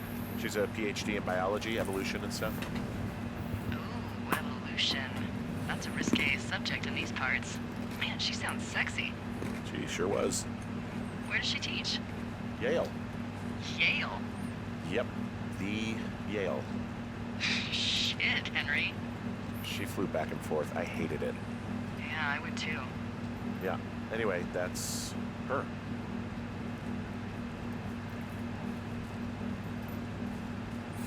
So, yeah, the spare ropes are in that bag. Did you get much done this morning? Woke up.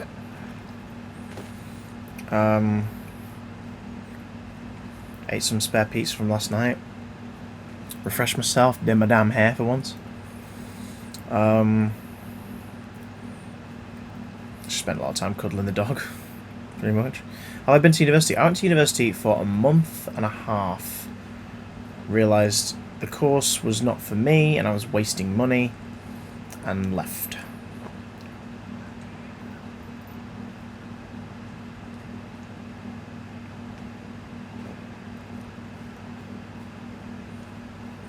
I did a performance and media, which was a combination of drama and film studies slash film education, and it was just we were not challenged at all. So a month and a half in, I did something I'd never done in my entire high school years, colleges, and I skived for a week. I just bunked off for a week, and I was like, if I feel bad about this, then I need to figure out what to do. A week later, I'd written a short film, and I'd got a job working with a local DVD production company that makes promotional DVDs, and I was like, yeah, I'm going to be fine. The end of the following week, I got a screen test for CBBC, so I was like, I think I'll be okay. My practical learner is a very theory-heavy course. Very theory-heavy. And the most ridiculous incident made me leave.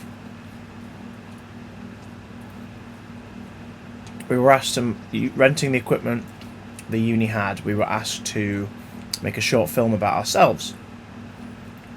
Because the next week we were going to learn how to, use Adobe and all that stuff. The third years had all the equipment. All of it. And it was rented out for another week. So I went back to that tutor and said, hi, I know you want us to have everything shot on Monday. You want us to have everything shot on Monday. By Monday, the equipment's not available till Tuesday. Can we get an extension on the deadline? She said, oh no, I kind of really need you guys to have it in for Monday. And it was like, right, well the equipment's not available. Blank stare, and I'm like, okay, well, I have my own sound and video stuff because I make content online all the time. If I let everyone know, we could all group up into different groups with everyone who's got their own equipment. and you know we could all like make our own stuff and team up. But we'd probably still gonna need a bit longer. And she went, I kind of need you to use the stuff we've got here so that we can, you know, we're all using the same stuff, same files and everything. And I went, yeah, we can, you know, MP4, MOV, like whatever you need it to be, we can all make sure we develop it in the same thing. She went, I still need you to use our stuff. And I went, right, well, can we have an extension then? And it's me and 3 other people stood there talking to her. She was like, just keep checking, and see if you can get it out by Monday. And I was like, even if the equipment became available first thing Friday, there are people who've got work this weekend. They're not going to be able to film over the weekend. So, I know, it was frustrating as sin. So, that was Thursday. Friday I went in, I did my other stuff, and then I was like, right, I'm not going in Monday. I'm not going in. I spent the weekend like thinking, oh, I'll shoot some stuff with my equipment, and then I went, no, so I'm not going in Monday. I didn't go in Monday. I let my friend know, my friend Faye, who I used to meet up with in the morning, like she drove there, and a 30-minute walk from my house was where her drive to uni intersected with what my walk or commute to uni would have been. So I used to walk the 30 minutes, meet her at this car park, get in a car, and we drive the remaining 15. I just called her, I said, don't wait for me, I'm not coming in. She was like, is everything alright? I went, yeah, and I reiterated what the tutor had said. She was like, yeah. I said, so what have you done? She went, I've done nothing. I was like, yeah. That's all we can do. Nothing. So let me know how it goes, but I'm just not coming in. So it's completely killed any enthusiasm I have for this. And keep in mind, this was when uni was £3,500 a year. And my dad, bless him, basically, like, he didn't get me, like, you know, graduation present or things like this. It was 2009. He got me like graduation present or anything like that. And then suddenly before uni he was like, right, surprise, here's a savings account to one side, I'm paying for your first year of university. I was like, oh my god. He said, yeah. He says, you're going to be chasing student loans for the majority of your 20s and possibly in your 30s, so you may as well only do it for year 2 and 3. And I was like, oh my god, that is amazing, thank you so much. And I was just sat there on that Monday morning going, my dad's money is evaporating into thin air because this course, this tutor and other aspects of it did nothing for us. The first month I was there, we were given to a theatre company that worked at the Lowry, that did a big show. It was called Beyond the Front Line. It was not site-specific theatre, but it was out in the courtyard and everything of the Lowry, and it was in these tents and military vehicles, and we did these courses. We were essentially given to this theatre company. This class of like 40 people were given to this theatre company, and we were trained, did some acting courses with them, to basically be extras in the show. So, like, we were taken through rigorous like training on how you're meant to handle a sniper rifle. That was me and a few others in a group. If you stuck around that raid last week when I sent you over to the channel of Scarlett So Handsome, she's wonderful, and she and her friend Red were on the course with me, and we were on the same thing. We were basically trained to like patrol the roof. We were given military gear. We weren't allowed to use a real gun, but obviously we were far away because we were on the top of like a 6-story building above the Lowry's courtyard, so you couldn't see if the gun was real or not. And we basically had a gun-like piece of equipment that people looking up would see us patrolling, setting up the thing, doing this and the other, just to build up the world of it all. And yeah, we did all that. We did 4 performances, obviously unpaid. We did 4 performances of this thing over 4 nights at the Lowry. And then at the end of it, we got back to the uni, like finally doing courses properly. And I was like, right, so when are we? What do we do now? Are we doing a write up, or because like none of the tutors or course people like attended any of the shows. So it's like, so obviously we must be coming back with, right, so here's what we did, and this, that, and the other, and la la. Like, no, a package of like, here's what we want you to write about your experience. Tell us about it. Show us that you took this, that, and the other. Nothing. Another month goes by. Nothing. They didn't ask us to do anything about it. So basically, for a month, we paid to be the extras in a show, and that was it. And then we got back and we had film studies lessons where the tutor was bored as sin, and he just basically put on The Graduate and we were talking about mise en scène. He said, I just want to put it on, just, you know, write what comes to mind, like, just let us know. I want to see how you guys process mise en scène and cinematography. And he just put it on and let us write notes. And the slot for that lecture was an hour and a half. The graduate's like just over 2 hours. Past the hour and a half mark, he keeps playing it. He keeps playing it. Somebody in that room had to sort of go like, I'm really sorry, I've got work in an hour, I need to go. And he went, well, I'm not showing this again next thingy. Like, you have to sit here and watch the whole thing if you want to get your notes on it, and I need your notes on it. And he's like, well, do you have copies for the class? Then you have to go out and buy it. So me, that person, and a couple of others just went, right, well, we don't have to be here beyond this time, we're going, and just left. I was like, and then the camera thing began. The camera issue with the other tutor, and that's where I was like, yeah, I am done. I'm completely done with this. On the Tuesday, I woke up and I was like, I'm still staying off today. Can't be arsed. On the Wednesday, I started working on a script that I'd wanted to tinker away on for a while. On the Thursday, I spoke to somebody who used to film promotional DVDs at my college when I was doing performing arts. On the Friday, they were doing a block through of the show that was going on at my college, which was West Side Story. Not West Side Story, High School Musical. They were doing a block through of filming it at my former college, and I was like, do you mind if I, like, do you need a hand? And she went, yeah, funnily enough, it's just me, and I kind of want to make sure all the angles work. I was like, great. So I went, and on the Saturday, I got a phone call off of saying, I'm filming it tonight, I kind of need an extra pair of hands, it's just 2 of us, and it's a 3-camera setup, if you'd be willing to do it, I'll give you, like, 40 quid, and I was like, great. That night she went, we're doing some more stuff in the next couple of weeks, do you want to do that? And I was like, yeah. No, I wasn't in High School Musical, I was filming it with this DVD company, and I was like, yep, okay. So by the Sunday, I had a job working for a promotional DVD making and promotional film making company in Salford, which, you know, paid a few times over the coming weeks. I finished writing this short film script that I really wanted to write, and I was like, yeah, I'm done. The next week, Lucy was at university at Edge Hill, and it was near Halloween, and everyone was getting drunk. So I went out and met with her, which I couldn't have done if I was still at uni. And I just went out and we got smashed, and I got a phone call, and that phone call was a screen test for CBBC presentation, asking if I could be there the following Monday. And I was like, penniless. I had no idea if I'd even be able to make it to the audition, like get down to London with no cash. But I just, the moment she said, would you be able to make it down on Monday? I just went, yep. Drunk, dressed as the Joker at a bus stop. She's like, oh, that's amazing, that's great news, so we'll speak to you next week. And I was like, fantastic. So yeah, put the phone down. Then immediately phoned my stepdad. I was like, he was a courier at the time, and I said, you don't happen to have any jobs going down south at the start of the week? And I explained I explained what happened. And he said, all right, I've put into base now that I want a London delivery job on Monday, if possible. And by Saturday evening, his workplace had confirmed, yep, got your London delivery job, but it's like 8 in the morning. So we set off in the car, in his van, at like 3 in the morning on Monday. Did the courier job. Then we parked in a car park for a bit in London. He had a nap. I couldn't sleep because I was like worried and nervous about my audition. Then he dropped me off at Television Centre for 10:30. I went in there, spent a few hours like doing the audition, meeting people.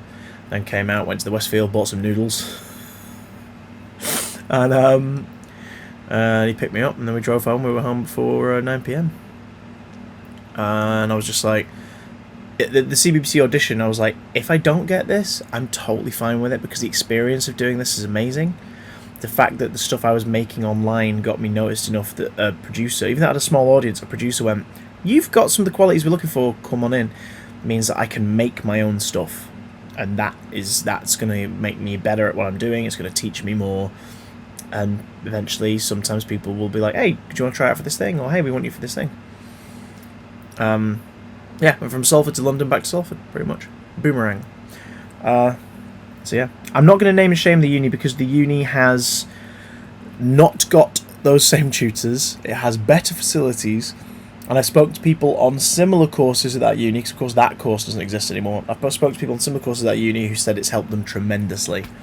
I also, out of the class that I started with in 2009, 2 of them work in TV and media.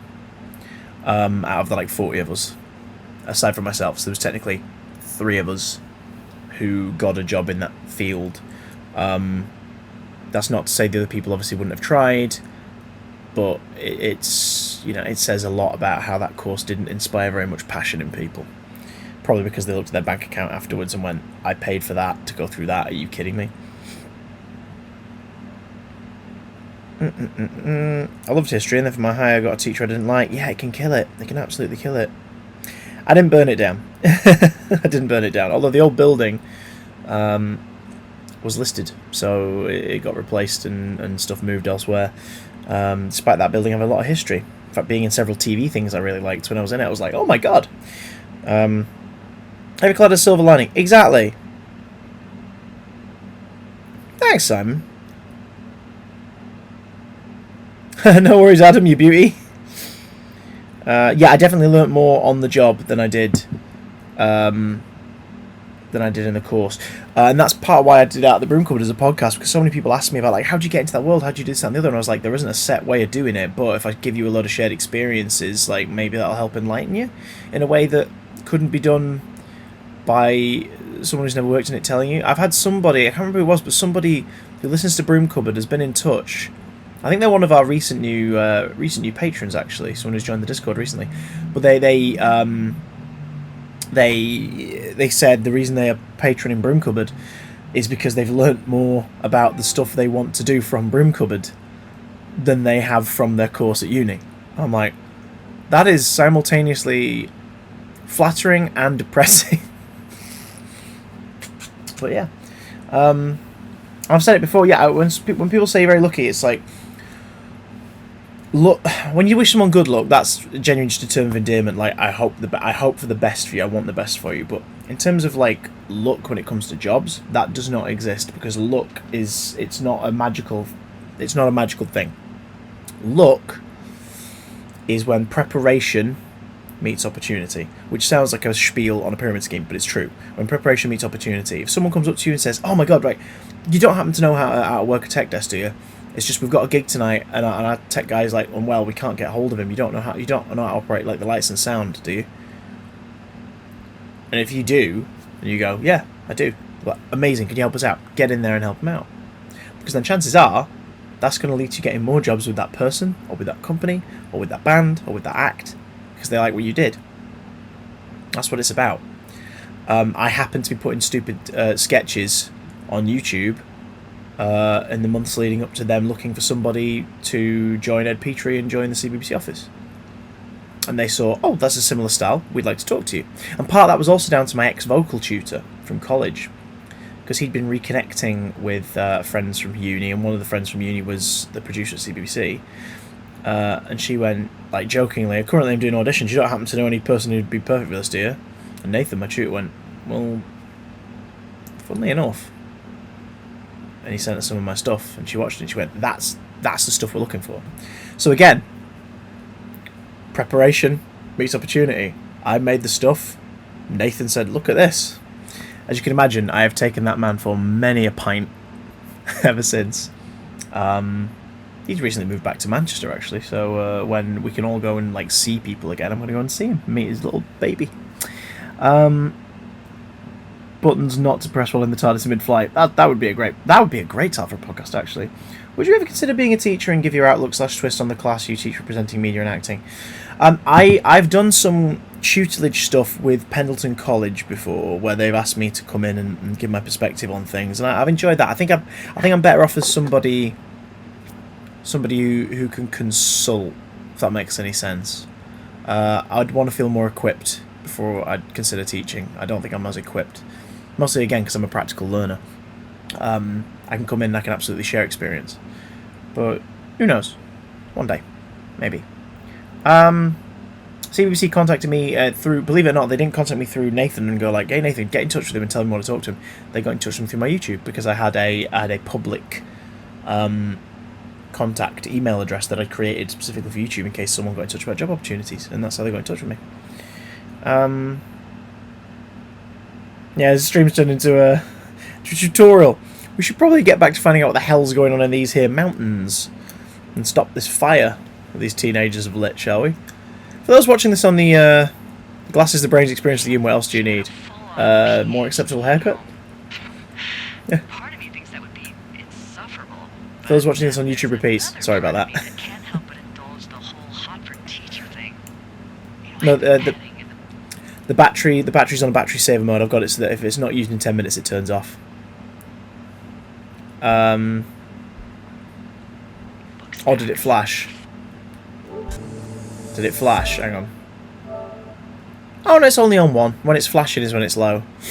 Yeah. Well, we were paused, to be fair. Office hours roleplay. But Professor, I can't fail chemistry. Isn't there anything I can do to pass the class? We had a lot of fun. I bet you did. Did she wear glasses the whole nine? No, she had 20/20 vision. I don't know. She's Australian, so. What's that supposed to mean? I wore shoes and showered, and when I got drunk, I didn't fight half the town. And how often was that? We had a lot of fun.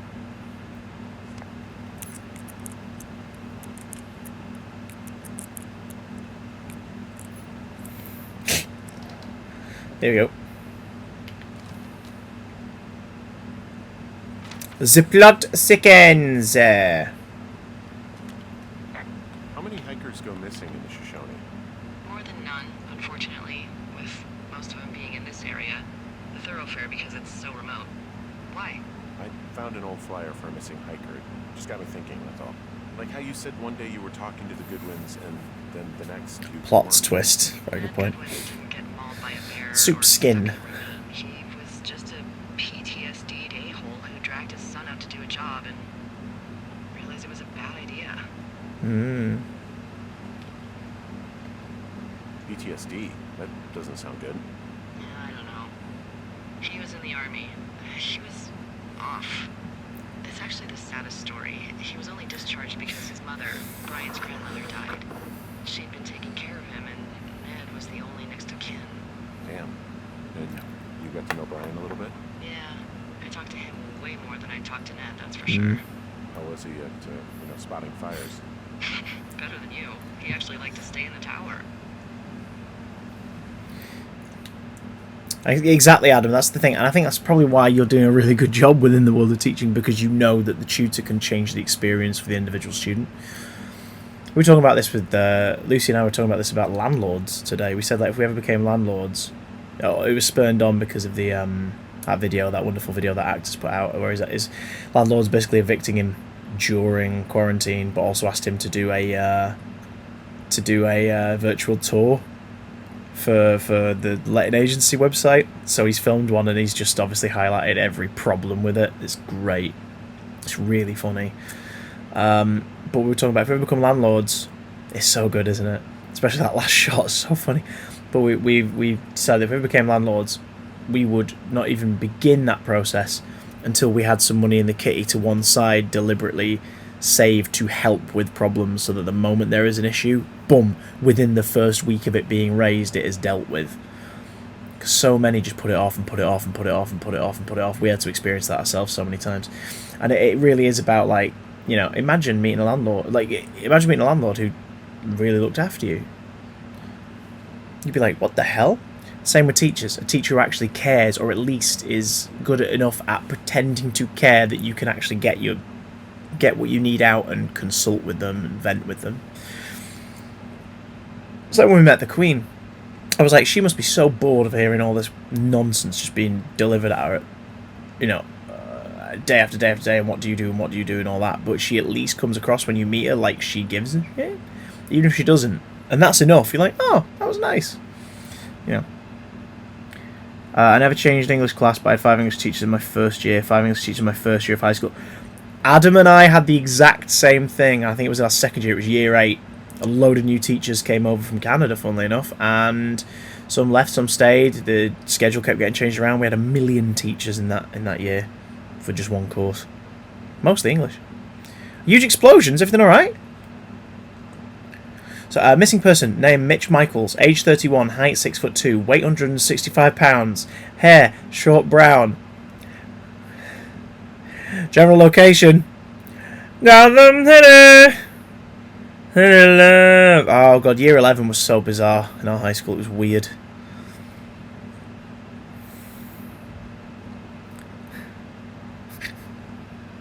You okay, Dale? What's occurring?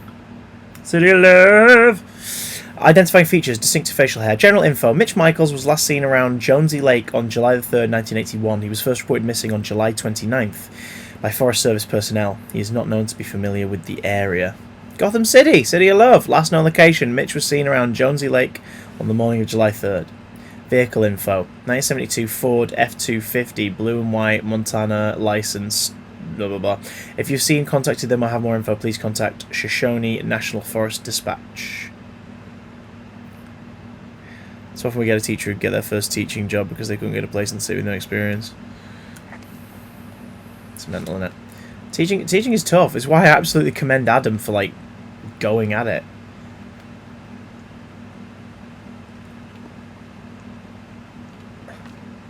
I can't remember which, but I'm pretty sure that in at least one of these there is something blocking an important thing. Trying to use a machine to inflate their tyres. Oh god, so they've blown up the tyres. Amazing. Hope everyone's alright, but what a weird mistake. Getting him up from a fancy high school city saying we've got experience now, so it's 25% more pay. Yeah. I was set 3, I think, out of 5. Maths wasn't strongest, but I could get the C I needed. So they decided that my year 11 maths would be supply teachers. Had to retake first year of college. Oh god, yeah, of course. Christ.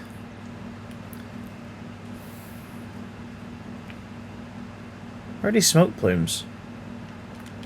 Well, for as dry as it is this summer, there's an area down here that's lush. Oh, you must be talking about the Aspen Grove down there. Yeah, I think that's where I am. Those trees are actually one root. Oh gosh. Did you know that? I didn't. Yeah, they share their water as a colony that can live for hundreds of years, even through fire. My You're god. actually getting paid to learn all of these amazing things. Also, by what it looks like on this map, you'll be coming up on a stream that should lead you towards where we saw that smoke.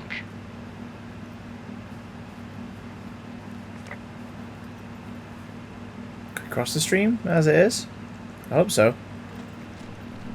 Oh, I remember water. This is why I think we should play some GTA Online again soon, just because like the big open Kidding world. aside, what happened with the professor? If you guys Oh, had lazy so much crazy fun, brain. When did it stop? Oh, be She got honest. sick. That's when it stopped. Oh, my God, Don't worry, Adam. There'll be a time. There will be a time. fuck. What happened? We can talk about it later. Okay. Okay, Henry. What's her name? Julia. That's a nice name. Sod it, he needs to open up to her a little bit. Hey, what's to the south of here? Mexico? Is this some sort of riddle? I just have a nice view to the south. You know, trees and mountains forever. Well, eventually you wander into the area overseen by Chimney Rock Lookout, but that's probably an impossible hike in terms of terrain. Where the hell have we ended up? Oh, we are circling around the right way. I was a little worried. Oh, guys, look! It's a real person! It's a genuinely real person! Woo! Robo Pasha! How you doing, real person? How you doing? Bye. Christ alive. Do you know what's really weird about all this? I think it's because the channel is growing. As a result, we're getting a lot more bots now. It's not so. I know they actually had Robo in their name. We're headed the right way? Yes. Okay. What happened? It was what is this game? Hey, Ancient Shawl, this game is a loving, quirky, odd drama about personal tragedy and sweet things and a creepy mystery. I remember real people.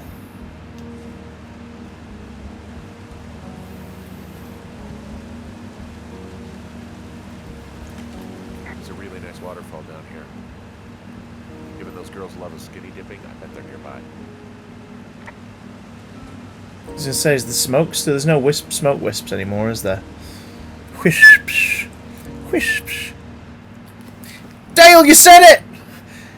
Look out, gang! There's a trap here, gang! Quick!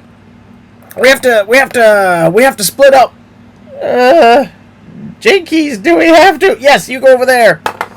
Like, I don't want to, man. Go over there. Oh, okay.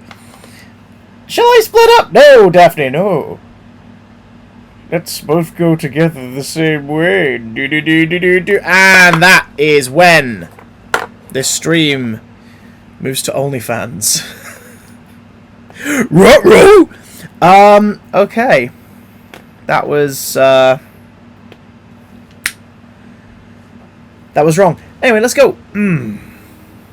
What person wasn't real at it? Oh, the person earlier on in the chat. Yes, it was a bot. The one who was like, "Want new followers and fans?" That's a bot. It's an algorithm. It's designed for you to click on the links and think that you're talking to a real person, and it gets your personal information and all that nonsense. Which is why myself and Ian have moderator powers, and we can get rid of those things so that you guys don't accidentally click on anything and get affected. It's because Twitch be a popular website, my friend. Oh!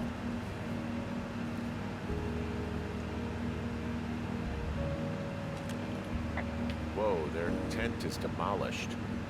You're there? Where are they? I don't know. Gone. This whole place is torn apart. What happened?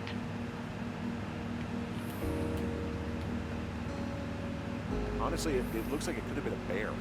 Oh, Jesus. Hey, Not your fault. I'm being honest with you. If I find a dead body out here, I'm going to be sick. Well, don't yak. Just look around. The and bottom's let in me the know what chat you find. resent. Actually, you've got that camera, right? It might be a good idea to get a few snaps, just in case. Yeah, good thinking. Looks like someone left a note. Intriguing. Maybe you should read it. Dear Psycho, I hope you're fucking happy. We're leaving and we're going to find the police or whatever and tell them about how you creeped on us in the lake and then came and destroyed our campsite and all our stuff. Yep. Oh, and stealing panties is gross out. You're probably a mental fucking axe murderer and are so going to jail. I hope it was worth being a jerk over some fireworks. Dick. So, they think Henry did it. Not only that, accusing him of stealing panties. Yet when we found the cut cable with the pair of panties with the graffiti on it, we thought it was them. So someone's ruined their camp, stole their clothes, and they think it's us. Let me know what it says.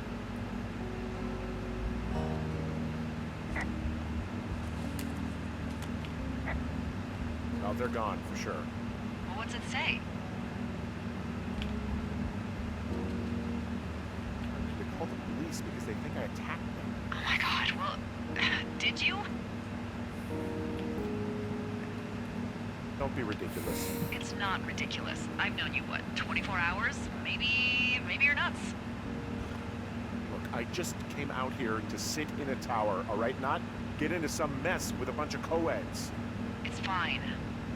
They're gone? Yeah, they're gone. But you should Devious see this sheep. place. It's just Black sheep. weird.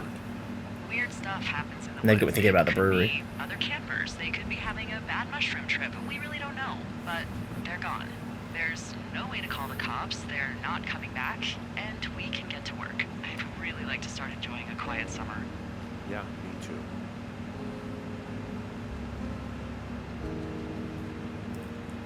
Day 3. Yeah, we talked about this last night, Ade. It's not confirmed. It's not confirmed. It's something that they're considering.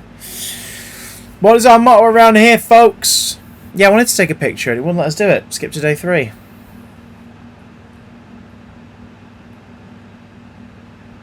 What's our motto around here, folks? You don't, aside from home. Don't take anything as law until you've seen it. Don't get excited till you've signed the dotted line.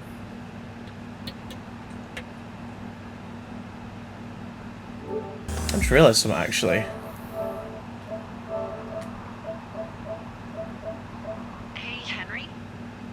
Yeah. Okay, What didn't get a do you trophy look for like? taking a photo of it. Why are you asking? Because I'm horribly superficial.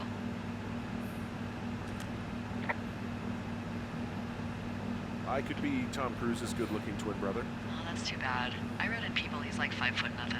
Yeah, well, you can't win them all.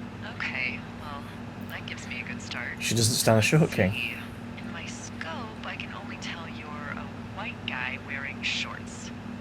It's hot. And maybe, by the way, I'm not white. It's not very, PC or whatever they say. Oh my god, you are the whitest man. Wow. I don't need a spotting scope for that. And if not shorts, then what do you normally like to wear?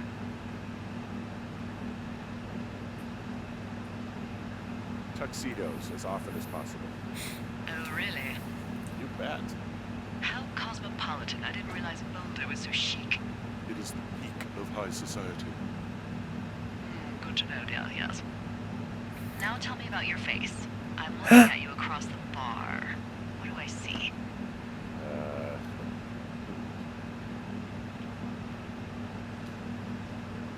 A pretty thick beard. Oh, have you always had a beard? For a while, yeah. All right, perfect. I want to know about your eyes. Get out of here. I'm drawing you. I need to know. You're what? Is that okay? Don't answer. I'm gonna do it regardless. Fine. Your eyes, tell me. They look tired, I think. Oh, yeah? Yeah, you hit a certain I have age them. and you think you're a younger person who just looks tired all the time. Speak for yourself, mister. I guess that's getting old. Well, some people might see distinguished. Okay, got it. Thank you, Henry. They don't put things down, they just throw them. Absolutely.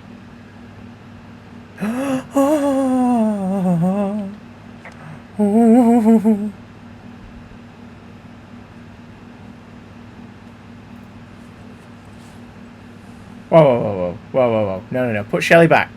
I guess I've just taken Shelley Duvall. Okay, sure.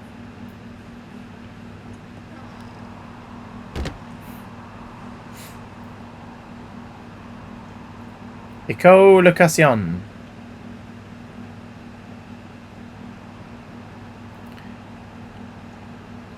We could take a picture of Shelley, but it seems he's randomly picked her up and pocketed her again.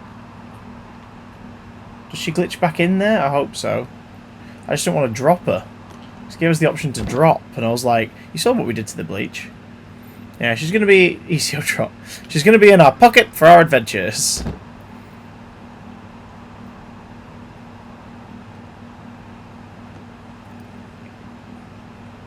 Love the little habitual things like that, like him holding the overhead as he steps under it just so he doesn't bang his head.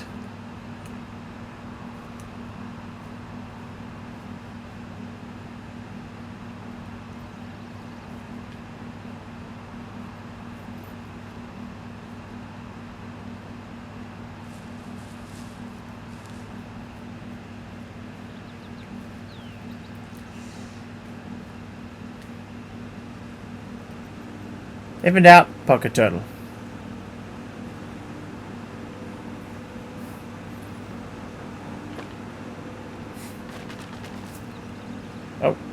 Oh, screw that guy.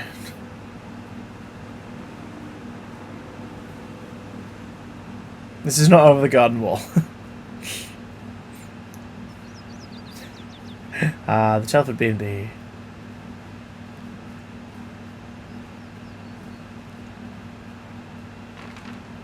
God, the silhouettes of the wasps on the window. Blech.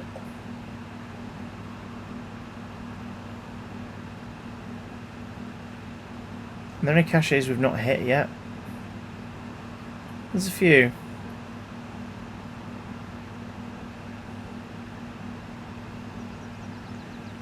There's a couple southward. Could go that way.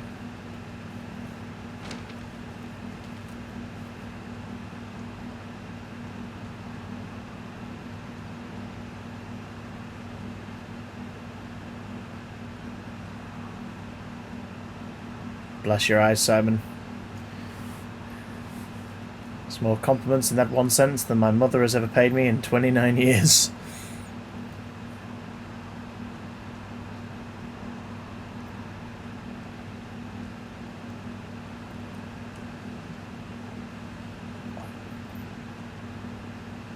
Huh. Should go for a cycling. You absolutely bloody should. Sonny Jim, laddie boy.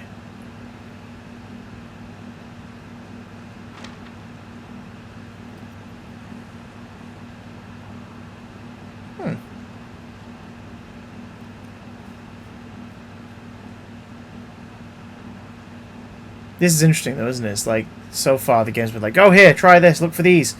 And say just, no, we're up, we're walking around.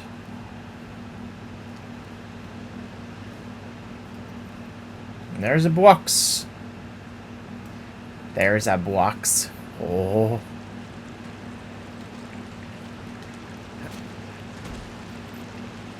He's a big kid.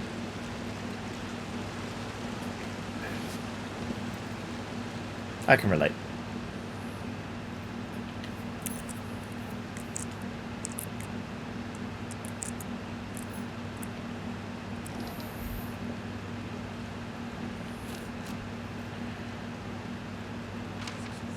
Yeah, there isn't any game music, is there? That I'm just like forgetting or something. No, just quiet, just peaceful. Another note. Ron, really wish the powers that be could issue us radios that didn't suck ass. Most of the time I'd prefer to keep things pen to paper, but every once in a while it'd be nice to get a hold of you the right way. My sister keeps leaving me messages at the main office, but I don't think she gets that I took the job so I wouldn't have to deal with her or Mum. I've been sitting at the spot for a while now, thinking about what to say to her, but I'm a quarter way through a bottle of Fifes instead. Miss you, Dave. It's not my PC fan, I'm playing on PlayStation. I was just a small fan in the corner of the room.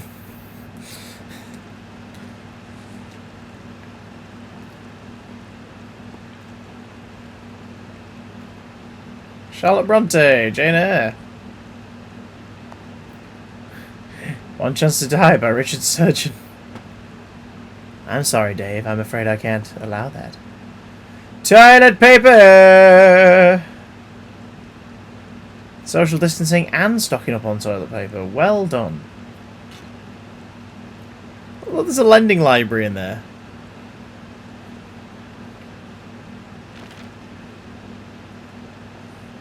City of Justice. So if we head west and follow the river, we'll find another box.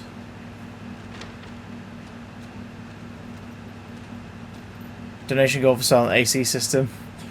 We're in the UK. AC systems aren't really a thing we have over here. Is it that loud?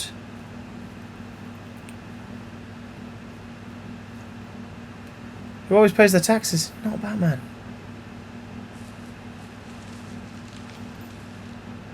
Okay. What's the crack here then? We should at the foot of the map, so we need to stop. No, we can go that way. In fact, apparently we've been this way.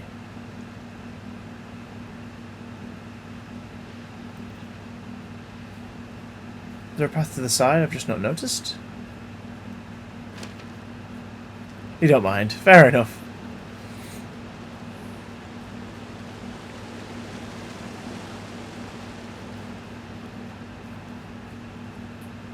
Huh.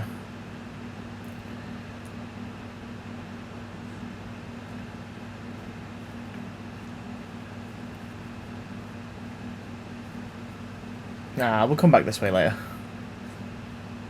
Let's go get those boards. La da da da da da da da.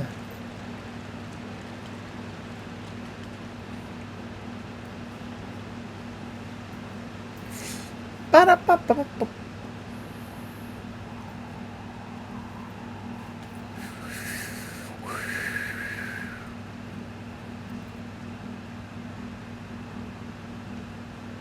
Orienteering. Yeah, as long as you don't need to pee, that sound can be quite comfy.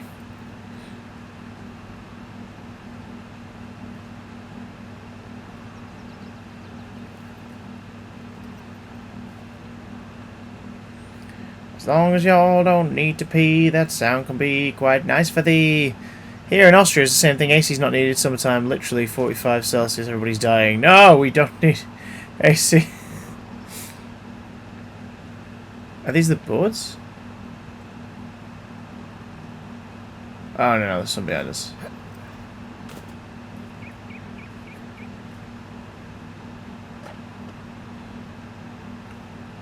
Hey, got a couple more boards, huh?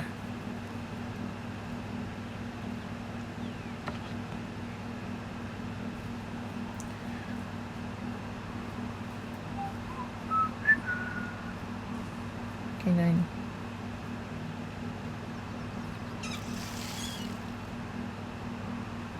Nice. Got a couple more boards, huh? There we go.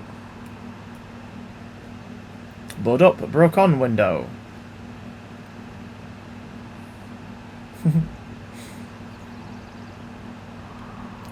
Do do do do do. Jog, jog, jog.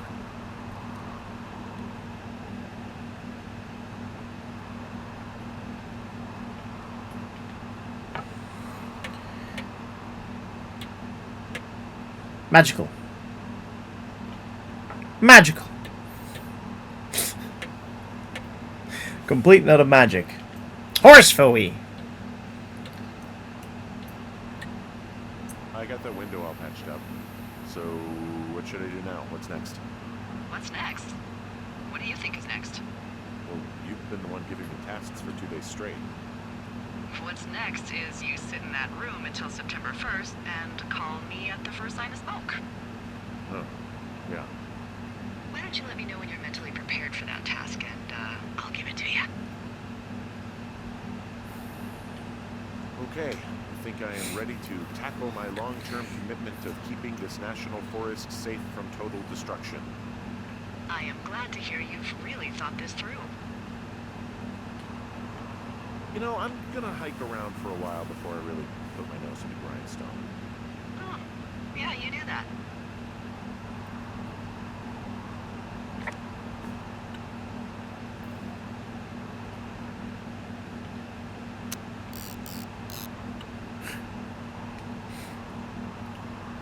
A lovely outhouse.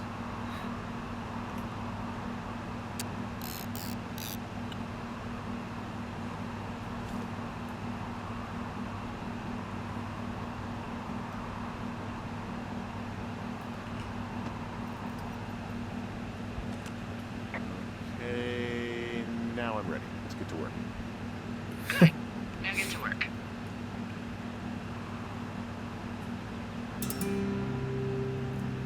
Day 9. Oh, this is not game over.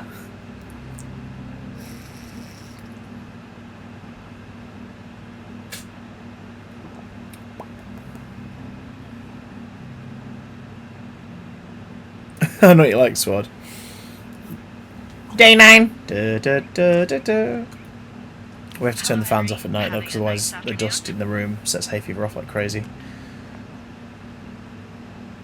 Not too bad. I get used to it out here.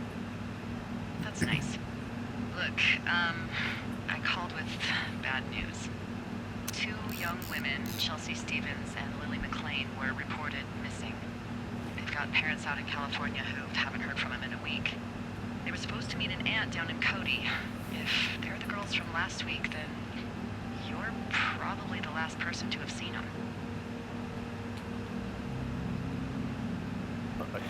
You should tell whoever that I'm happy to be questioned. I yelled at him, but that's it. Look, it's not going to be an issue. I mean, if they turn up dead, then maybe. Should I just not say anything and save us the trouble?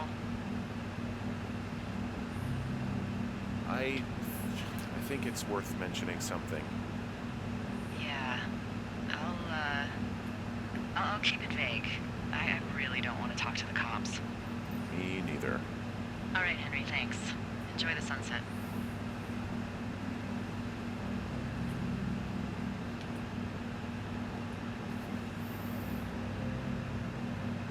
Gotta be responsible, exactly.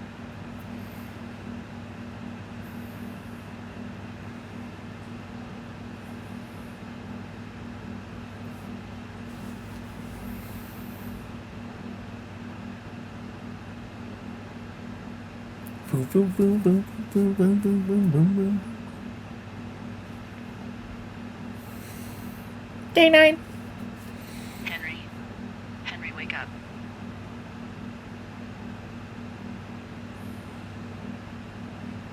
Get out of bed and pick up the radio.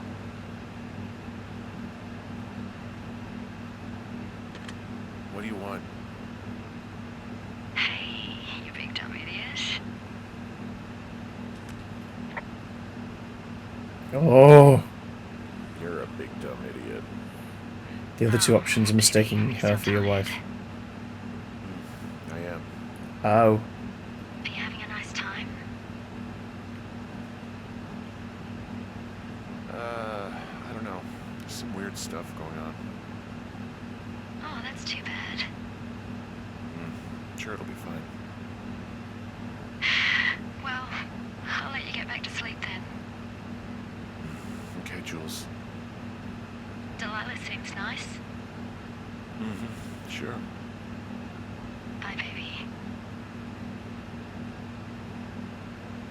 But Delilah's lights are on. Oh.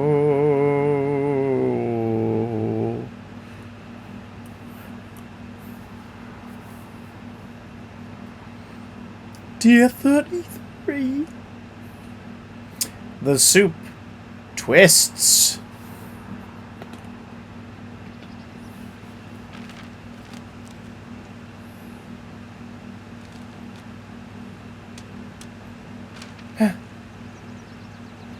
Is it too much of a pain in the ass to bring supplies all the way up to our towers?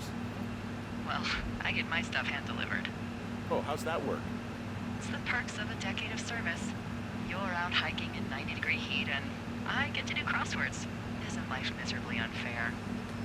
Anyway, when you find a supply drop, remember it's not just for you, okay? Other lookouts, biologists, a few people get their food there, and I don't want to have to call in for more. There should be loads of good stuff, though. Beans, prunes, jerky. You know, my sister eats 6 prunes a day. 6. She's, like, really precise about it. She'd be great at this job if she didn't need wheelbarrows full of marijuana to function.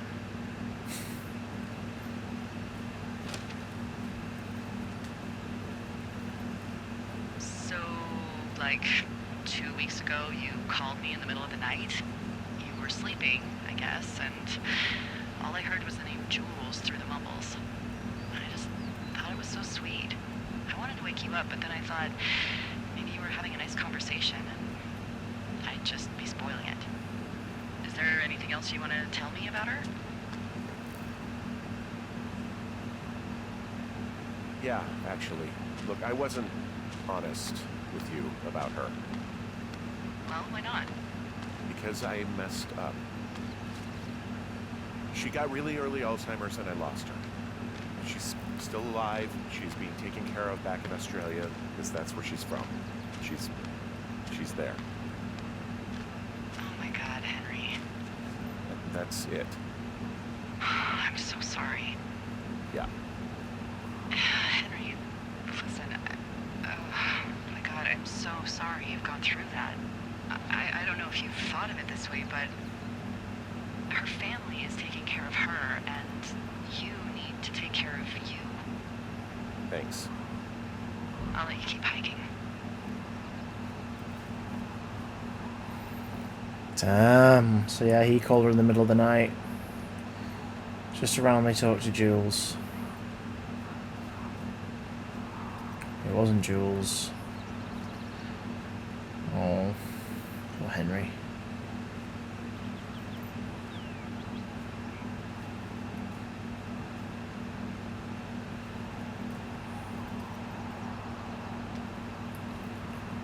Hang on. Found the supplies. Oh, good. Enjoy.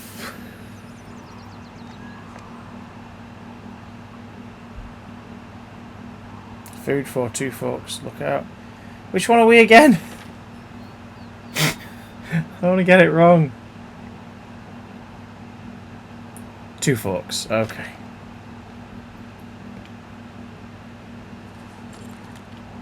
All right. I got everything I need out of here. Time to chow down. Just yours, right? Who do you think I am?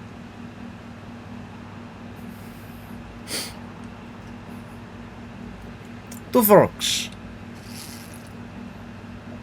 Two forks, one knife. All spoon. That's what I like for time, Skip.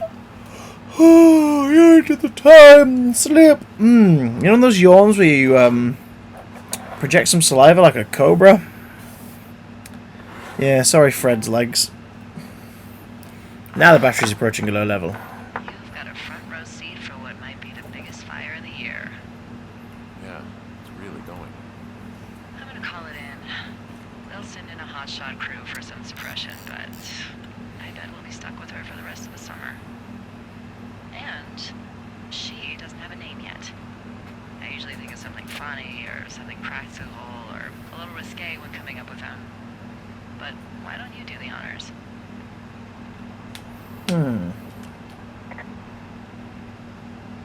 Maybe we call it the Flapjack Fire. Can you sell that as a name? You really like that, huh? Yeah, I said I did. It's funny. Fair enough. Wrong cash. Flapjack Fire it is. They'll probably ask me if it was a camp cooking accident or something. So there's this creek down the hill, and, you know what my favorite thing to do is? What's that? I love to take a bottle of whatever I have on hand, plunge it deep into the water, and let it chill in there all day. And then, on nights like tonight, when it is so disgustingly hot, I have something nice and cool to drink. I learned that from my sister in Santa Fe. She'd do that with a bottle of tequila near her house and make margaritas the size of your head. You'd like it there. I'm sure I would. Sounds pretty great. It is. Are you looking at the fire? No, I'm not. You should. Let me know when you are.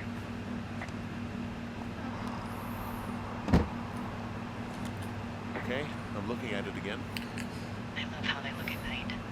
During the day, it's just smoke, but when the sun is down, you can just get lost. Yeah. Hmm. I'm glad you're here.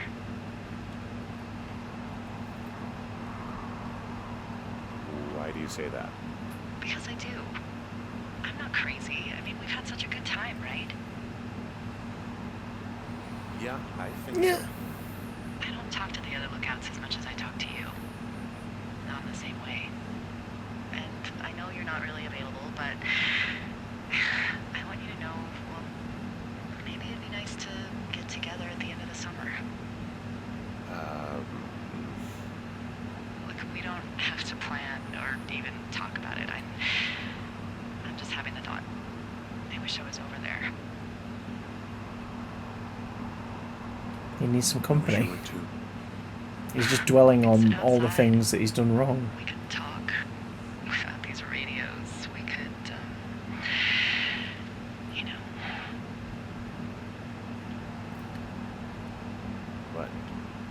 What could we do? Well, let me tell you.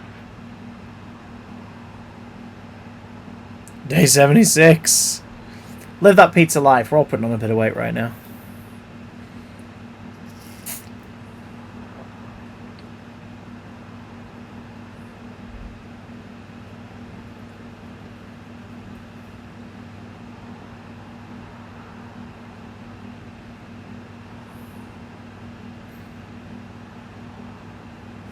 You're going fishing without a license? It's one fish, and I'm sick of all the stuff I got to eat. No, I won't tell anyone you're a poacher. That reminds me, I keep hearing reports from Fish and Game about a problem there they're trying to keep tabs on. Can you search around the lake for fresh tracks and just let me know what you find? There was a crew burning fire lines out to the east, and, you know, I think sometimes it riles up the wildlife.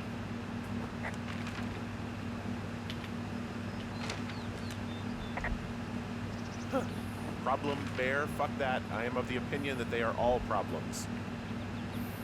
Come on, please. Can't believe I'm gonna leave this planet as a pile of bear shit. Thank you, Henry. Yeah. The sky, it's beautiful. So what do you think they talked about? It's a tough one, isn't it? Because it's like the guilt of him allowing himself to move on from the fact that basically his and his wife's like relationship as it was is gone because she's not really there anymore, both physically and mentally, and how obviously she would want him to be happy, but at the same time, like, you know, she's his wife. It's got to be hard for him.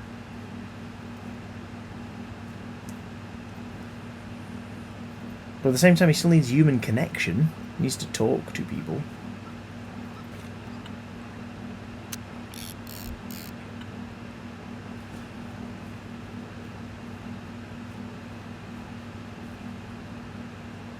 Which way are we going? Friends first and foremost, yeah. Make it clear to Delilah, like, look, I need a friend. Is what I need.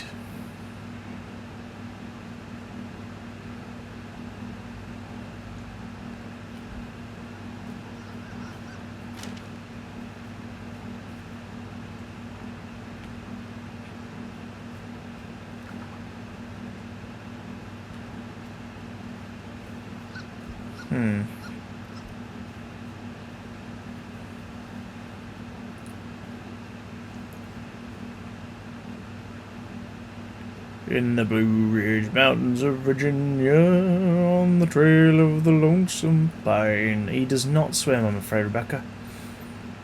It's a walking sim.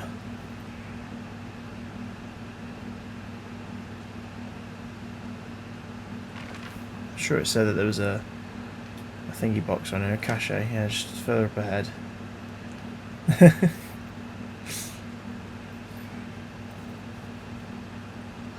No worries, Dale. Have a bloody wonderful nap.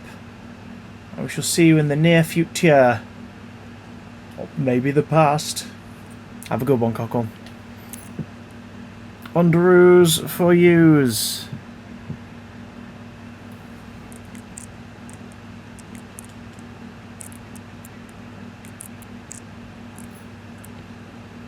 You just know at one point there's going to be one box where, like, that's not the code, and it's like, wait, who changed this? Why can't I get into it?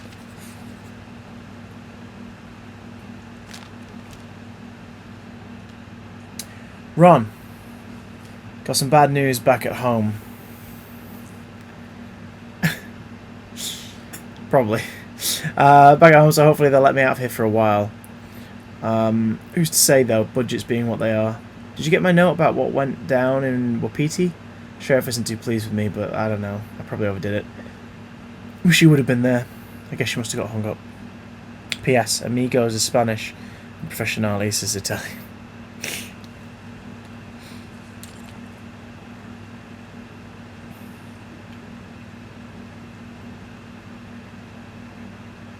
These books will absolutely have something to do with the plot when examined later.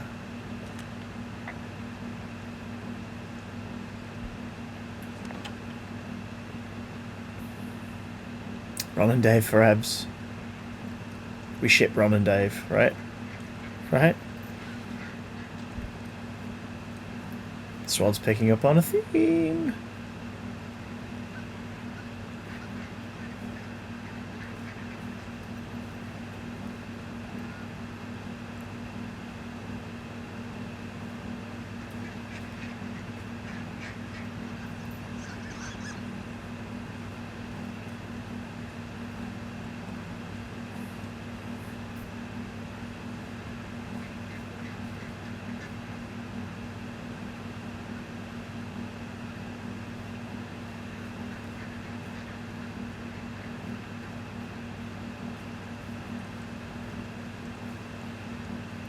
These bear prints, or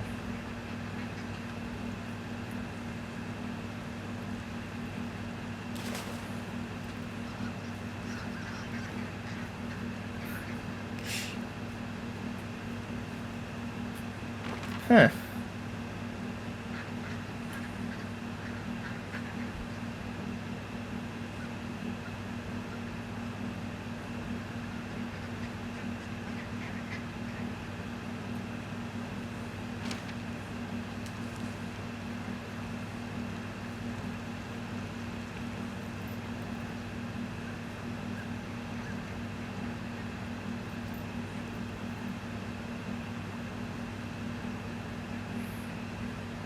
Is it somniferous?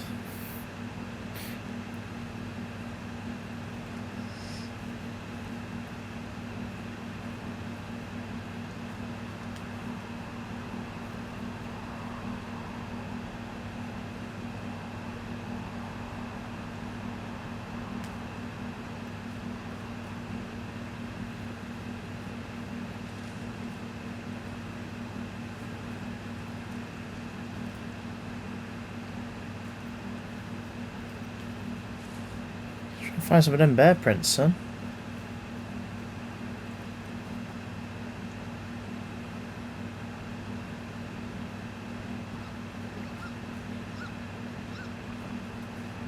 Oh. Someone left their clipboard out here. Huh. It could have been one of the Fish and Game folks. See if there's a name or a credential or something. I can call it in.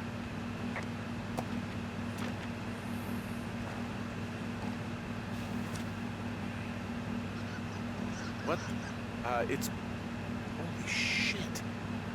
What's going on? You didn't actually find a bear, did you? Someone has written down what we said to each other, have been saying. That doesn't make any sense. I don't talk to the other lookouts as much as I talk to you, not in the same way. No way. Wait, hold on. Something's out here. Henry? I'm worried. You didn't find and eat any mushrooms, did you? I mean, they can be fun, but also, you know, devastating. I found a walkie-talkie out here, too. Okay. It's in the shithouse.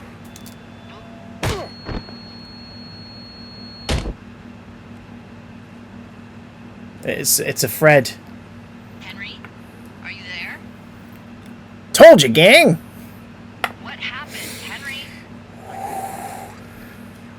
I got hit in the head, punched or something by someone. Are you serious? What the hell is going on out there? I don't know. Jesus Christ.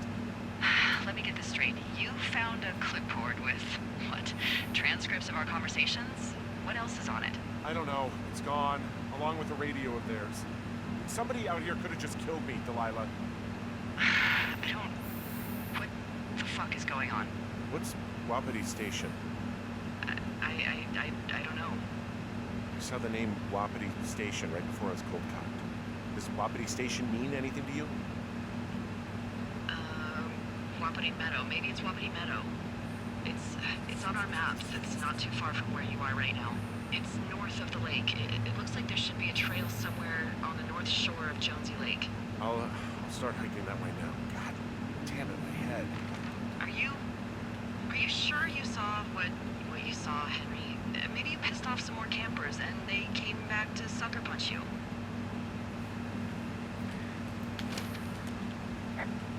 This just seems like a misunderstanding or something. There are people listening to our conversations. The person or these people were hiding in the bushes down here. What the fuck, B? I don't know, Henry. This sounds crazy. Yeah, and you're not the one who just saw our words on a clipboard out in the middle of nowhere. Those words were from 2 weeks ago. No, they weren't. What's to say that they don't have transcripts from 3, 4, or 5 weeks ago? Our entire relationship, friendship, our whole summer. Someone is out here walkie-talkie, taking notes and talking to God knows who.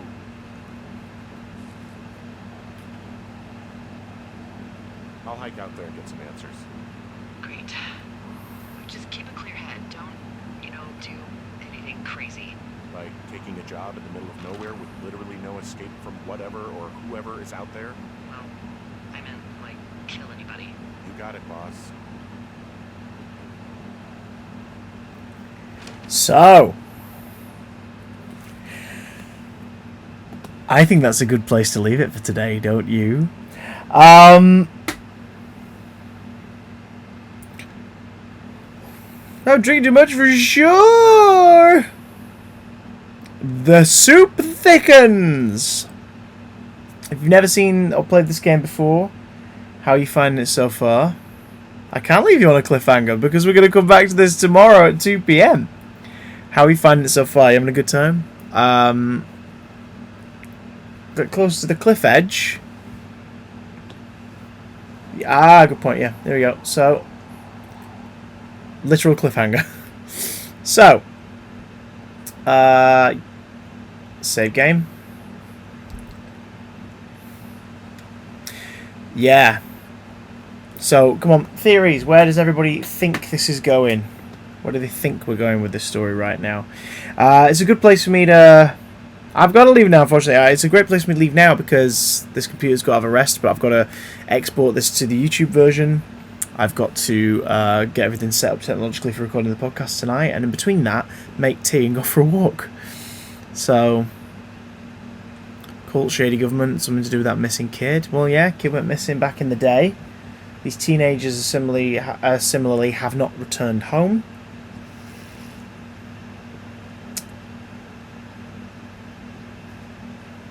There's a guy who went missing.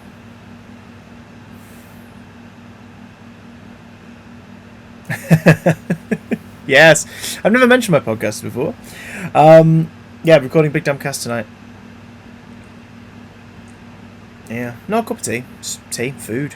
Need some food tonight. I'm making based on what we need to get rid of. We've got a loaf we haven't opened that we bought 3 days ago, so we're gonna open it. If it's all good, we will have salmon. Grilled salmon with tagliatelle and a sauce made of pesto and creme fraiche. If the bread needs eating, like, oh, it's starting to go stale, or the outer ones are a bit funky and the other ones are okay, fish finger butties. Podcast where the Big Damn Cast is our sweary pop culture podcast. You can find that on iTunes and Spotify.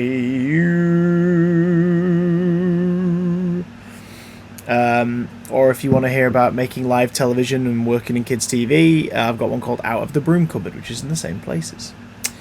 You think Delilah's a good egg? What's the weird guy? Was he the person who knocked Henry out? Well, pop cultural swear fest. The Big Damn Cast. If you're watching this on YouTube and the repeats in the future, hi. You could be watching this live and joining in with these lovely people on twitch.tv/officialcdj. Oh my god, Chewy Mort. If you're watching this live right now, my lovely friend Inell's streaming, so I'm going to hand you over to him.